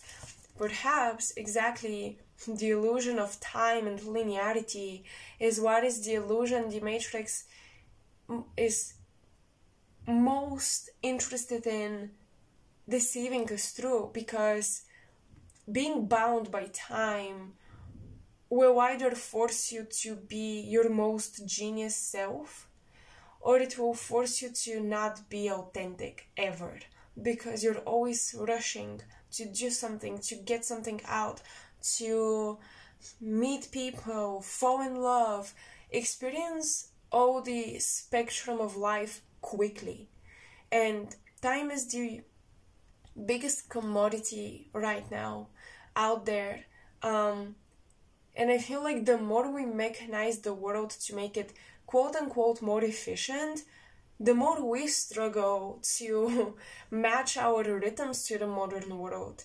We're trying to make it faster and better so we have more time. We have robot vacuums that clean for us so that we have more time, but then the demands on our time also grow exponentially, and you just see how we're not optimizing our world to make it better for us. It actually is worse, because all these little things that are deemed unimportant, like, I don't know, cleaning, because somebody else can do it for you, or a machine can do it for you, doesn't allow you to really ever waste time. And that linearity, that illusion, makes you grasp it so tightly.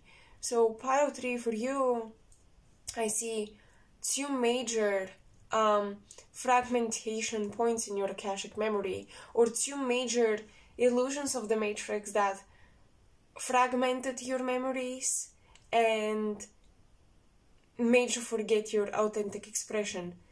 The illusion of linear time and the illusion that you have to be involved in order to not miss out. So fear of missing out, fear of wasting time, these two major fears you have to really work on.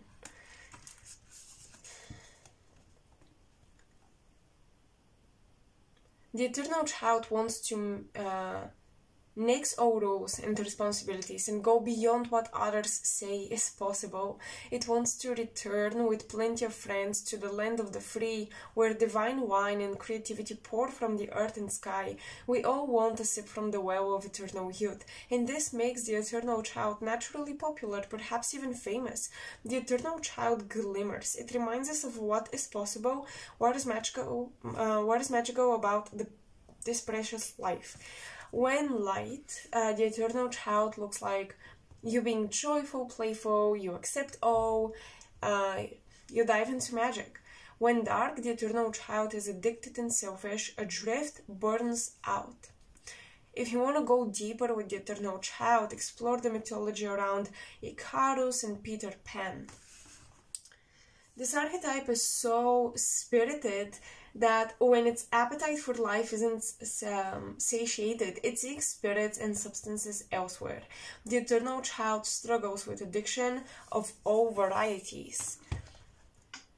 Celebrity culture is based heavily on this archetype, as if the phrase "live hard, die young," and the series of artists and musicians who died at 27. The 27 Club. Well, yeah, with the Saturn return and the 27 Club, I'm thinking Bio3, someone, I feel like you had some servants to the Matrix that were placed in your life that really emphasized that you gotta grow up, you gotta be an adult, you gotta work hard, and boom, boom, boom, you gotta do all of these things, especially around your Saturn return, maybe when you were turning 27, maybe you're afraid of turning 27 and just getting there, you know, getting to that age. So, once again, remember that you're here to observe from afar. You don't have to be actively involved with society and social issues, no matter what people tell you. It's okay if you just live your life and do what makes you happy. You don't have to be an active member of society to live a fulfilling life and to live life properly. Because what is that even? And I think you have people telling you, you have to do this and you have to do that, otherwise you're not an active social member, you're not doing what you're supposed to. Don't take blame that isn't yours to take. And with the eternal child, the fear of wasting time or the fear of missing out on certain things, don't allow this to spiral you into field of addiction or field of trying to fill up the hole, because everything I notice with this card, or the most striking thing I notice, is how there are layers, right? And there is this opening at the center where the sun sits. And that is this empty spot within us that we try to fill up with different things, but maybe you have to fill it up with some sun rays on the beach, some warmth from your fireplace at home. You gotta find more meaningful ways in which to fulfill that emptiness or that empty feeling.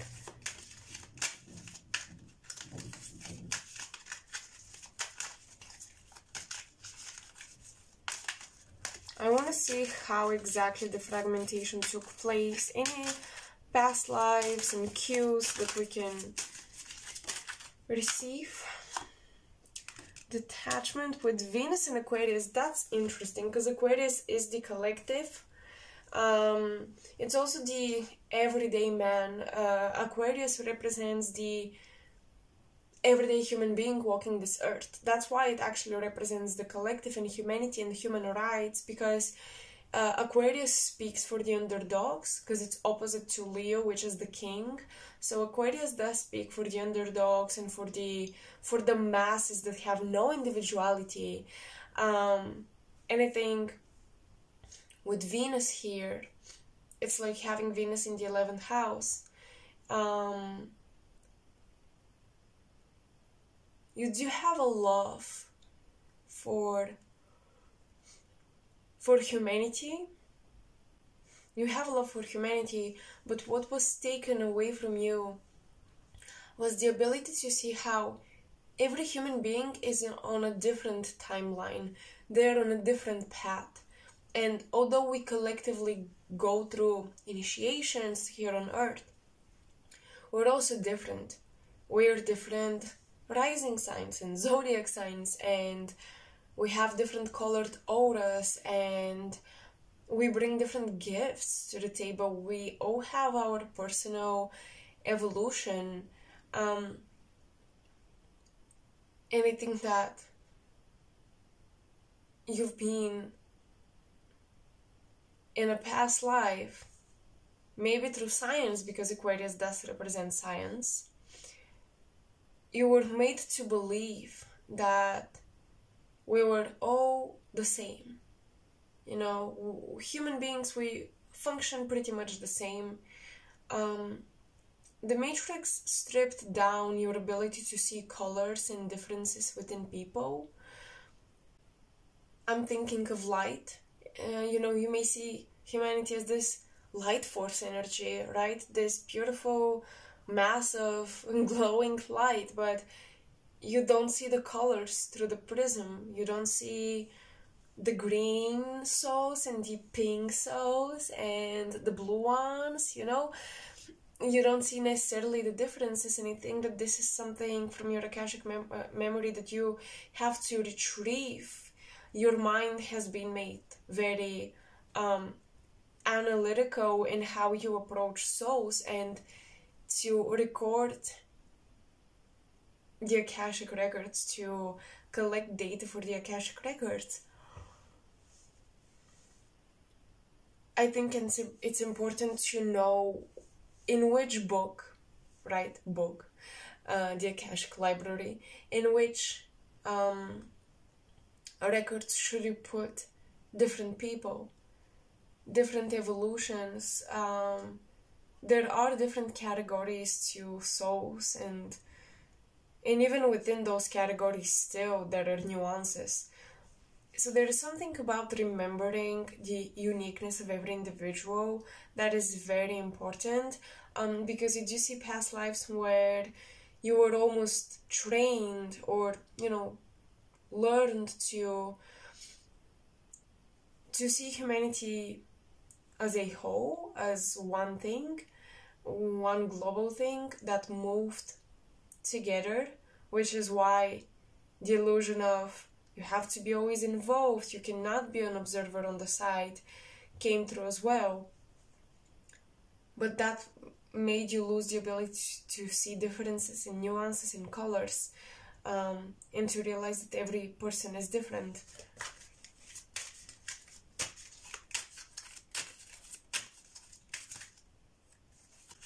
Because if we were all, you know, operating pretty much the same, would you put an artist behind, I don't know, behind the,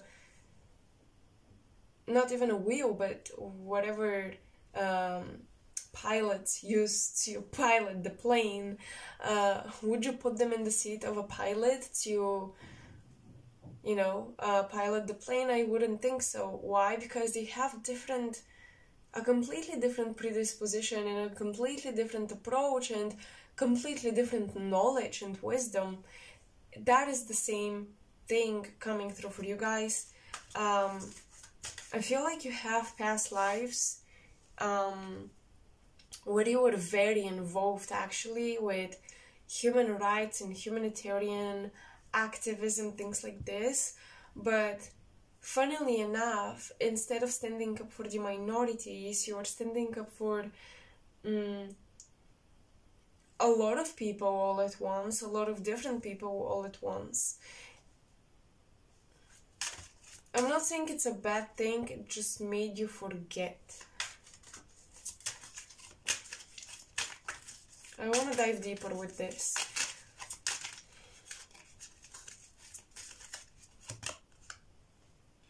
Moon in Leo. Moon in Leo with appreciation. This is funny because Leo, Aquarius, they're in opposition, so Venus versus the Moon. So I think that pile 3, you guys will deal with a lot of feminine energy when it comes to relearning how to read differences.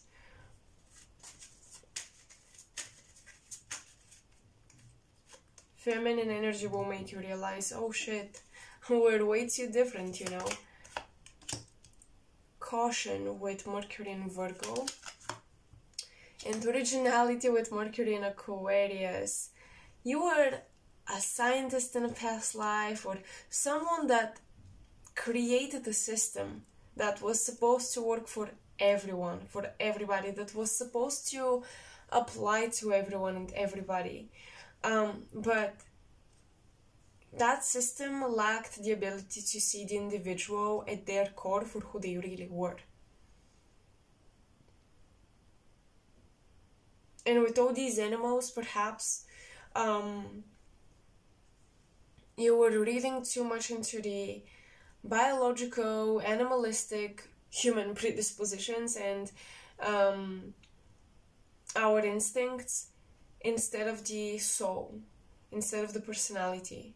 So if you were a scientist or a scholar, you know, a psychologist, a psychiatrist, you created something, either a school of thought or either a machine that was supposed to help the masses, but it didn't do the proper job because it wasn't accustomed to the individual.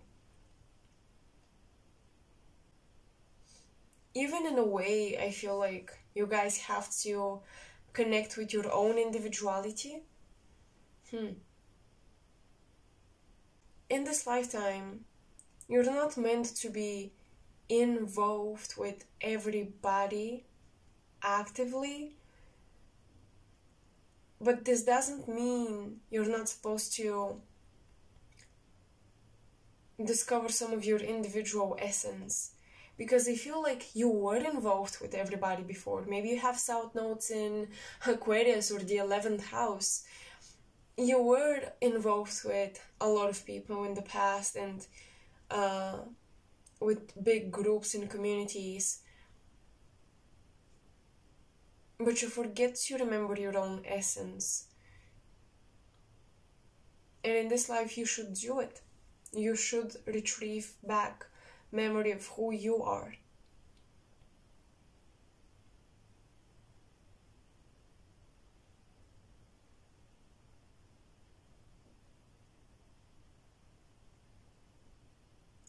Mercury in Aquarius. Okay, I'm hearing invasion. Invasion time. With this Mercury, these two cards, for some reason, make me think of, I know this, it may sound a bit funny, but alien invasion and the past and visitations.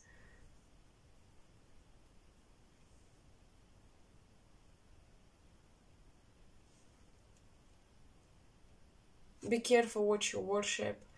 Pile 3. Be careful worshipping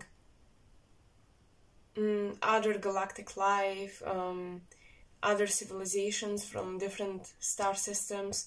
Be careful with this because they may be more human than you think.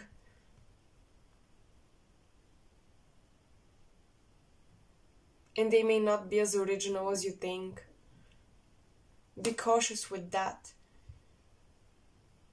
Be cautious with worshipping that mental, almost mathematical evolution of the brain and of the civilization. Oh, you guys have 11-11. Maybe some of you already calculated this, but 11-11, which I mentioned, you will have placements with these degrees, and then 5 plus 6 is also 11. So you have 11 3 times. Oh my goodness. What the hell? That is kind of specific.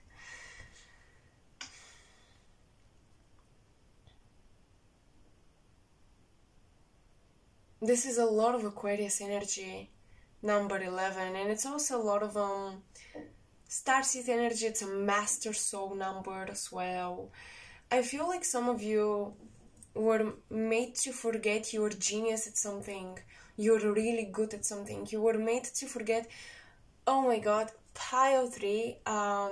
Remember when I said, being actively involved with life and everything, that's not your path, that's not what you're supposed to do. You have to be an observer. This has to do, your fragmentation in the Akashic memory has to do with fragmentation itself, meaning you were made to believe, especially in this lifetime, you have to be good at many things. You have to be multidisciplinarily skilled. You have to do 10 things on the same level. The same amount of skills have to be present in many fields of your life. When in fact, you're a genius at 1-2 things maximum. One thing specifically, I'm getting a lot of writing, scripting, history, recording data, analyzing data, synthesizing data. That's your thing. So entering fields where you have to be 11 different things, the manager, the employee, and the boss, and then you have to be organizing events, but also reading up materials, but also drawing some visual stuff, but then also, I don't know, traveling to talk people one-on-one. You're not supposed to do 100 different jobs. Pile 3. You have one job. You're a genius at synthesizing information, recording it, reading it, writing it. That's it. Working with words, data, and analytics, that's your genius. That is your thing. And you don't have to be a mathematician for this to apply to you. For example, you can travel the world and record your experiences, write a book about it or something. That's how you observe, receive info, you analyze it, you synthesize it, you write a book. Okay, but you're not supposed to work a job or have a purpose that gets you involved with the art and the politics, and especially the people in there, and then the different types of healthcare and the different fields of, I don't know, industrial design and car design, and then you gotta be an artist, and then maybe you have to be a parent, and I don't know how to explain it, but thousands of different roles. You're not supposed to fill them all. You're not supposed to be all of these roles. And even if you observe these notions and dynamics, you're not supposed to get involved in those dynamics. Just observe them. Okay? Hope this makes sense.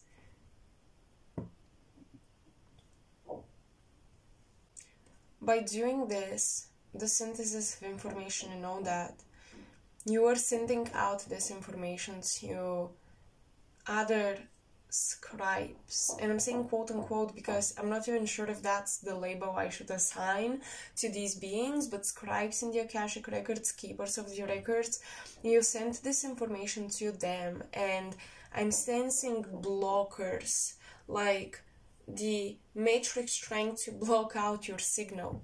So whenever you're on the precipice of publishing a book, doing this, doing that, kind of finishing up a big project that has to do with research and data, you may fall sick. You may experience issues with your technology or something. The matrix is trying to block out your signal. I'm hearing for some of you, not all of you, but some of you, the Japanese way of living that has to do with wellness and just health. Japanese traditional old culture that has to do with wellness and health will be very beneficial for you. Maybe some Japanese tea and specific, I don't know, herbal medication will be really good for your body to trick or not be affected by the matrix trying to block you. Because often you getting a cold or something happening to your machinery, to your technology, or any other issue that stops you from finishing a project, sending it out on time, or even getting access to certain information. But especially things that happen with your body. These are not actual viruses or colds you picked up from somebody on the street or something like that. It feels very much targeted through the fourth dimension, through the astral plane, targeted and sent your way. Work with Aphrodite for health, okay? And maybe work with goddesses of nature, work with Artemis, goddess of hunting and the animals, work with Demetra, goddess of nature and abundance and life, life blooming in nature. Work with these goddesses that talk about flourishing processes. Work with the goddesses that connect to the wild life, okay?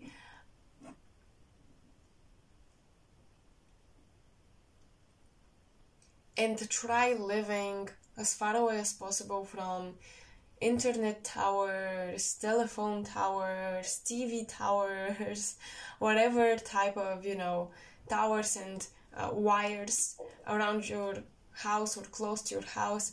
Try to live as far away from them as possible. But yeah, I'm literally getting how the matrix does get to you in terms of blocking you or slowing you down or distracting you and creating even health issues sometimes through these signals, through the internet, through telephone signals. Random numbers calling you, don't pick up. Literally, I feel that many of you guys experience the matrix and her servants on a very personal level, like unknown numbers calling you, receiving random messages that maybe don't even make sense, receiving empty messages, anything like this. It is a form of distraction. It is a form of sending you health problems, literally, and machinery problems that will slow you down, that will slow down your research. So many of you might be writers, authors, or scholars, just people who work with data and words and creating bodies of work and studies.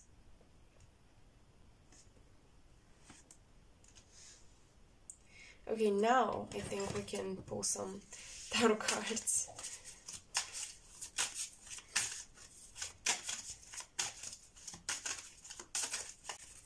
So what are the fragments of your Akashic memory? What do they look like exactly? The High Priestess and the... excuse me. and the Emperor. Oh wow. Two very mighty, powerful figures. The Fool. Only major arcanas until now.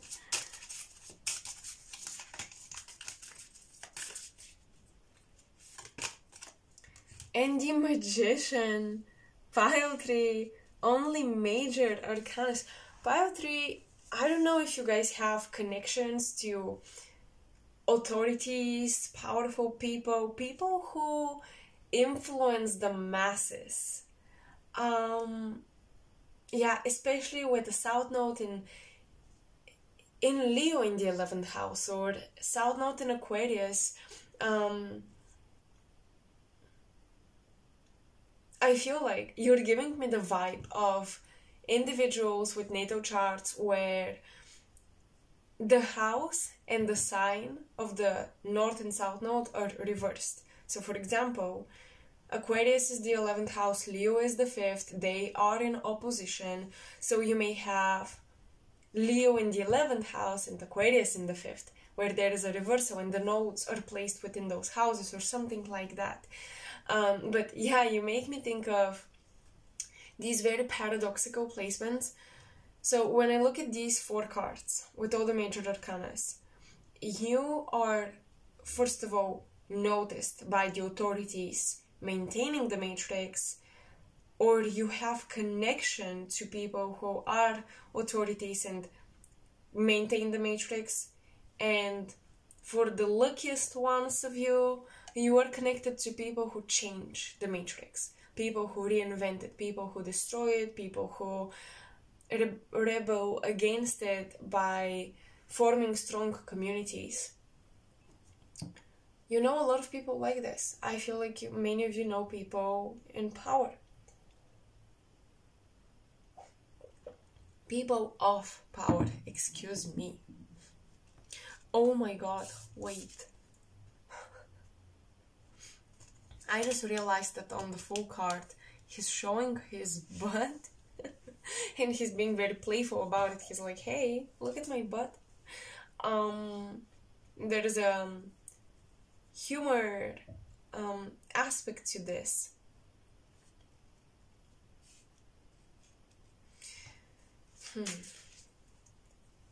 What does this fragmentation look like exactly? For some reason, I think that the cards are symbolizing different people you've played, different roles you've filled in past lives. The priestess, the one with mystical magical abilities, then the emperor, so spiritual authority, then literal material authority, then with the full entertaining authorities, being the one who can influence their mood and actually in a very sneaky way manipulate authorities, you know. The jugglers in court, they could either make the king not attack a country because the king got really happy watching the juggler, and he decided he's in a good mood, so he's not gonna start a war, he's gonna celebrate with his kingdom. Or the juggler could make political jokes that nudge the king in certain directions, right? And then the magician, the one who is just free, he has access to all the tools he needs and he doesn't need anybody else to do things for him. He can do everything for himself. He's pretty much self-sufficient, and has very strong will. He's not controlled or responsible for other people, in a sense where the high priestess is responsible with the information she gives. The king is responsible with how he rules the world. The juggler is responsible with the jokes he makes. The magician embodies, I would say, yeah, you could say he's responsible with the tools he uses, but he has access to everything already. He's not relying on anyone and no one relies on him. That's my point with the magician. Pile 3, you're the type of people who will be in contact with all walks of life because you've been many walks of life in previous incarnations. Having placements in Aquarius, in the 11th house, at 11 degrees, makes you someone with diverse incarnations, someone with experiences, yeah, in all sorts of levels of the hierarchy.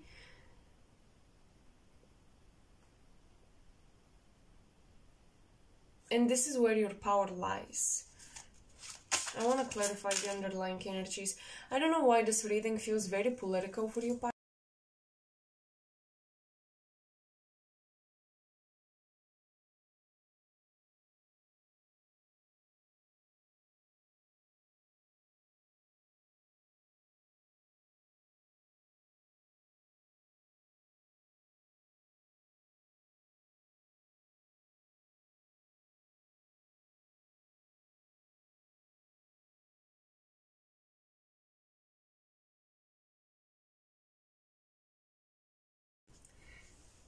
So this happened just as I was saying how your reading, guys, is getting very political. And I think what I said about the Matrix getting to you on a very physical, personal level, maybe even, you know, issues with people or something breaking in the house, something that feels almost like bad luck or a bad day, it's purposeful, okay? And these figures, these authorities, you were watched from many types of people. And I feel like with the High Priestess, you're watched, some of you, and your work is watched by people who do work with psychics, who work with extrasenses, who work with remote viewers. And for some of you, it may not be as obvious. For example, you work a governmental job. Well, what you're doing, what you're involved with, what you're researching, your computer, everything is watched by these authorities. You are a psychiatrist, for example, you're being watched. And I think that many of you have to figure out a way to have an independent job, especially with your data research and your work, and how you conduct analyzing information, how you conduct a research, how you know, the type of conclusions you come up with after all of your data analyzing. An independent job or being an independent practitioner would give you more freedom. I'm curious if those of you who work governmental jobs, you are doing information research with a pre-biased narrative, like, okay, we want to figure out that this is this works like that, and we want to research and find data that proves our theory or our idea or our goal.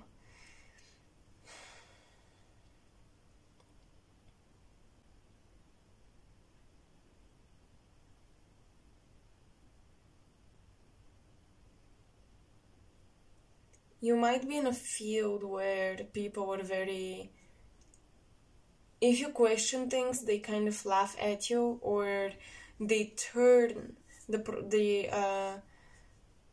act of questioning things into a joke, almost making you feel stupid about it.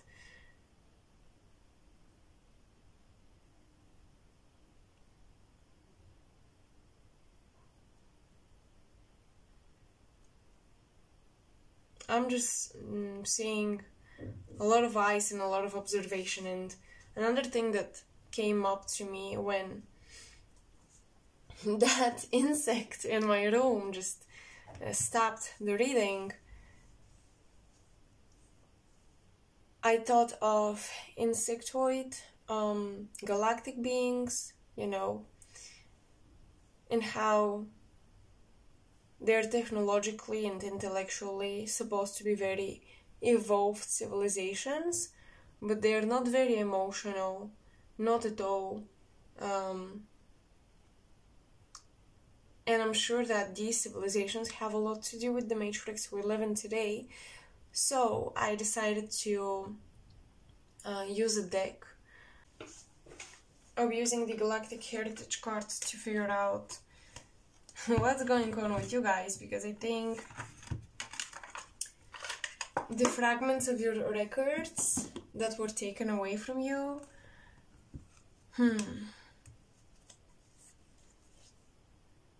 I don't know, it feels like there are a lot of people in power that don't want you to remember.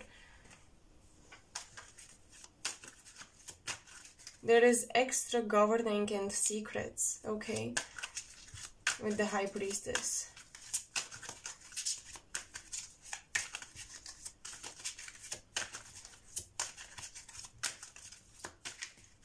I'm hearing you avoided a couple of traps when you were young, maybe when you were applying for college, or maybe even when you were younger than that.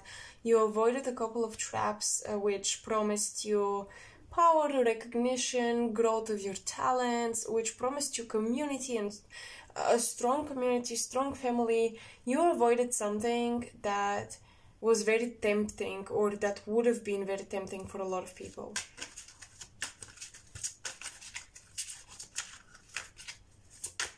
Numbers, you guys, number sequences. Some of you have to learn coding or something, because I'm getting number sequences are really prominent as synchronicities in your life. And even when you walk on the street, number sequences are very prominent. It's not just the time on the clock, you know. It's not just the 1111s, and sometimes even random numbers showing up that for some reason attract your attention may mean something. It's like your program glitches and you see the numbers behind certain engineering of your world. You see the numbers behind the hologram.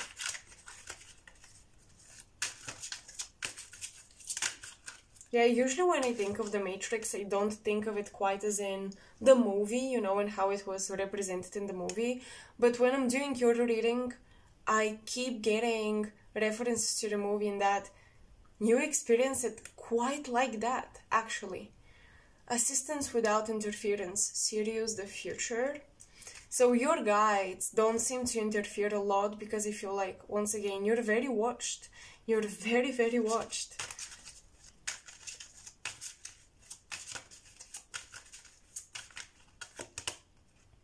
Spiritual sovereignty, Esasani parallel. I'm gonna read about this one.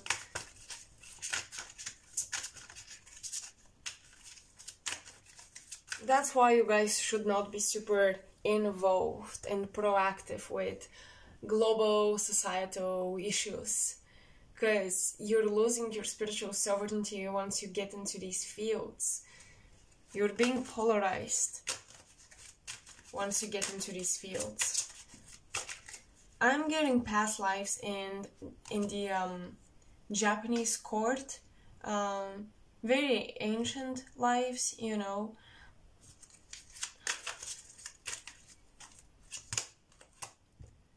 This is where you bonding, or a bond or a connection, or you're so being targeted by insectoid beings started. Birth and expansion, Lyra, the past of Lyra. You were in the hierarchy and in the leading countries and nations that had, I want to say, they were leading on the mental plane. Logically and mentally, they were ahead of the game on Earth.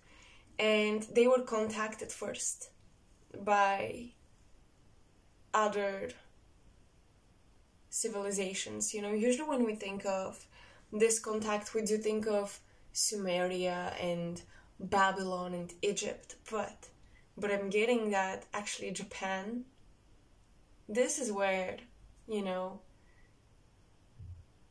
big things happened.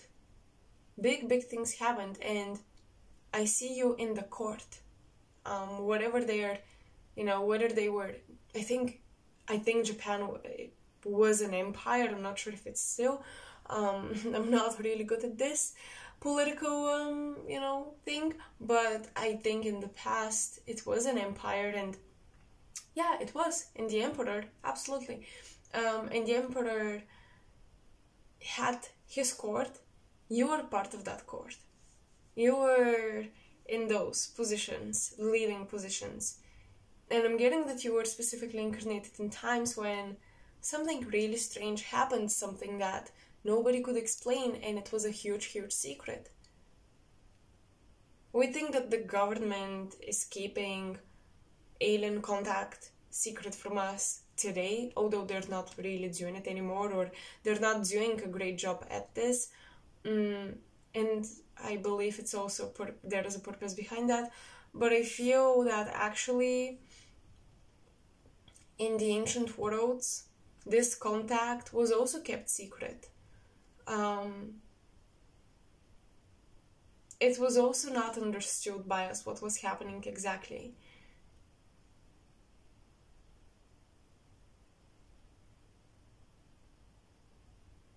And I mean, your soul was involved with all of this, and it's difficult to break free from it. But you were in a really good position to record important historical contacts the Earth made with other civilizations, and to bring that data to the Akashic records of the planet. Many of you, I think, have Syrian origins, and you do inform the records of Sirius, the Akashic records of that star system, about our star system.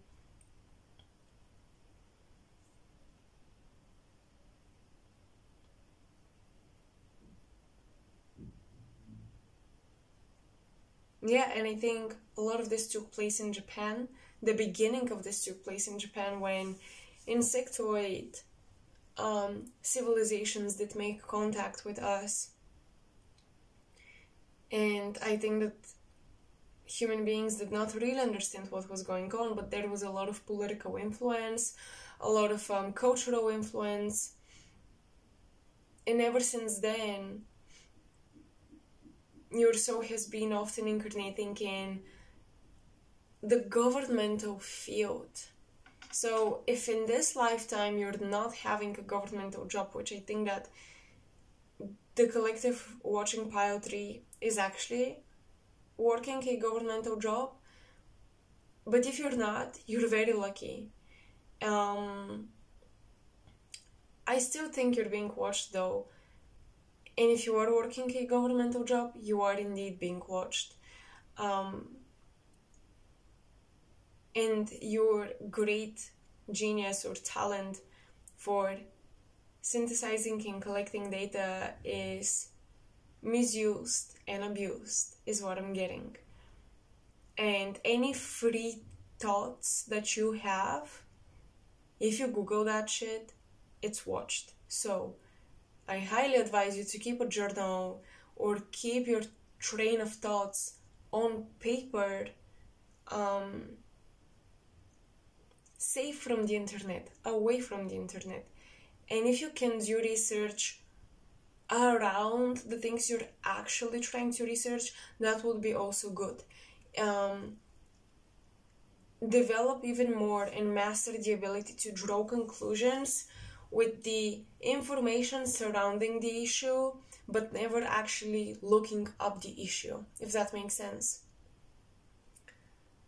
That's gonna be tricky, but I'm getting that you have to be more careful with your Google researches.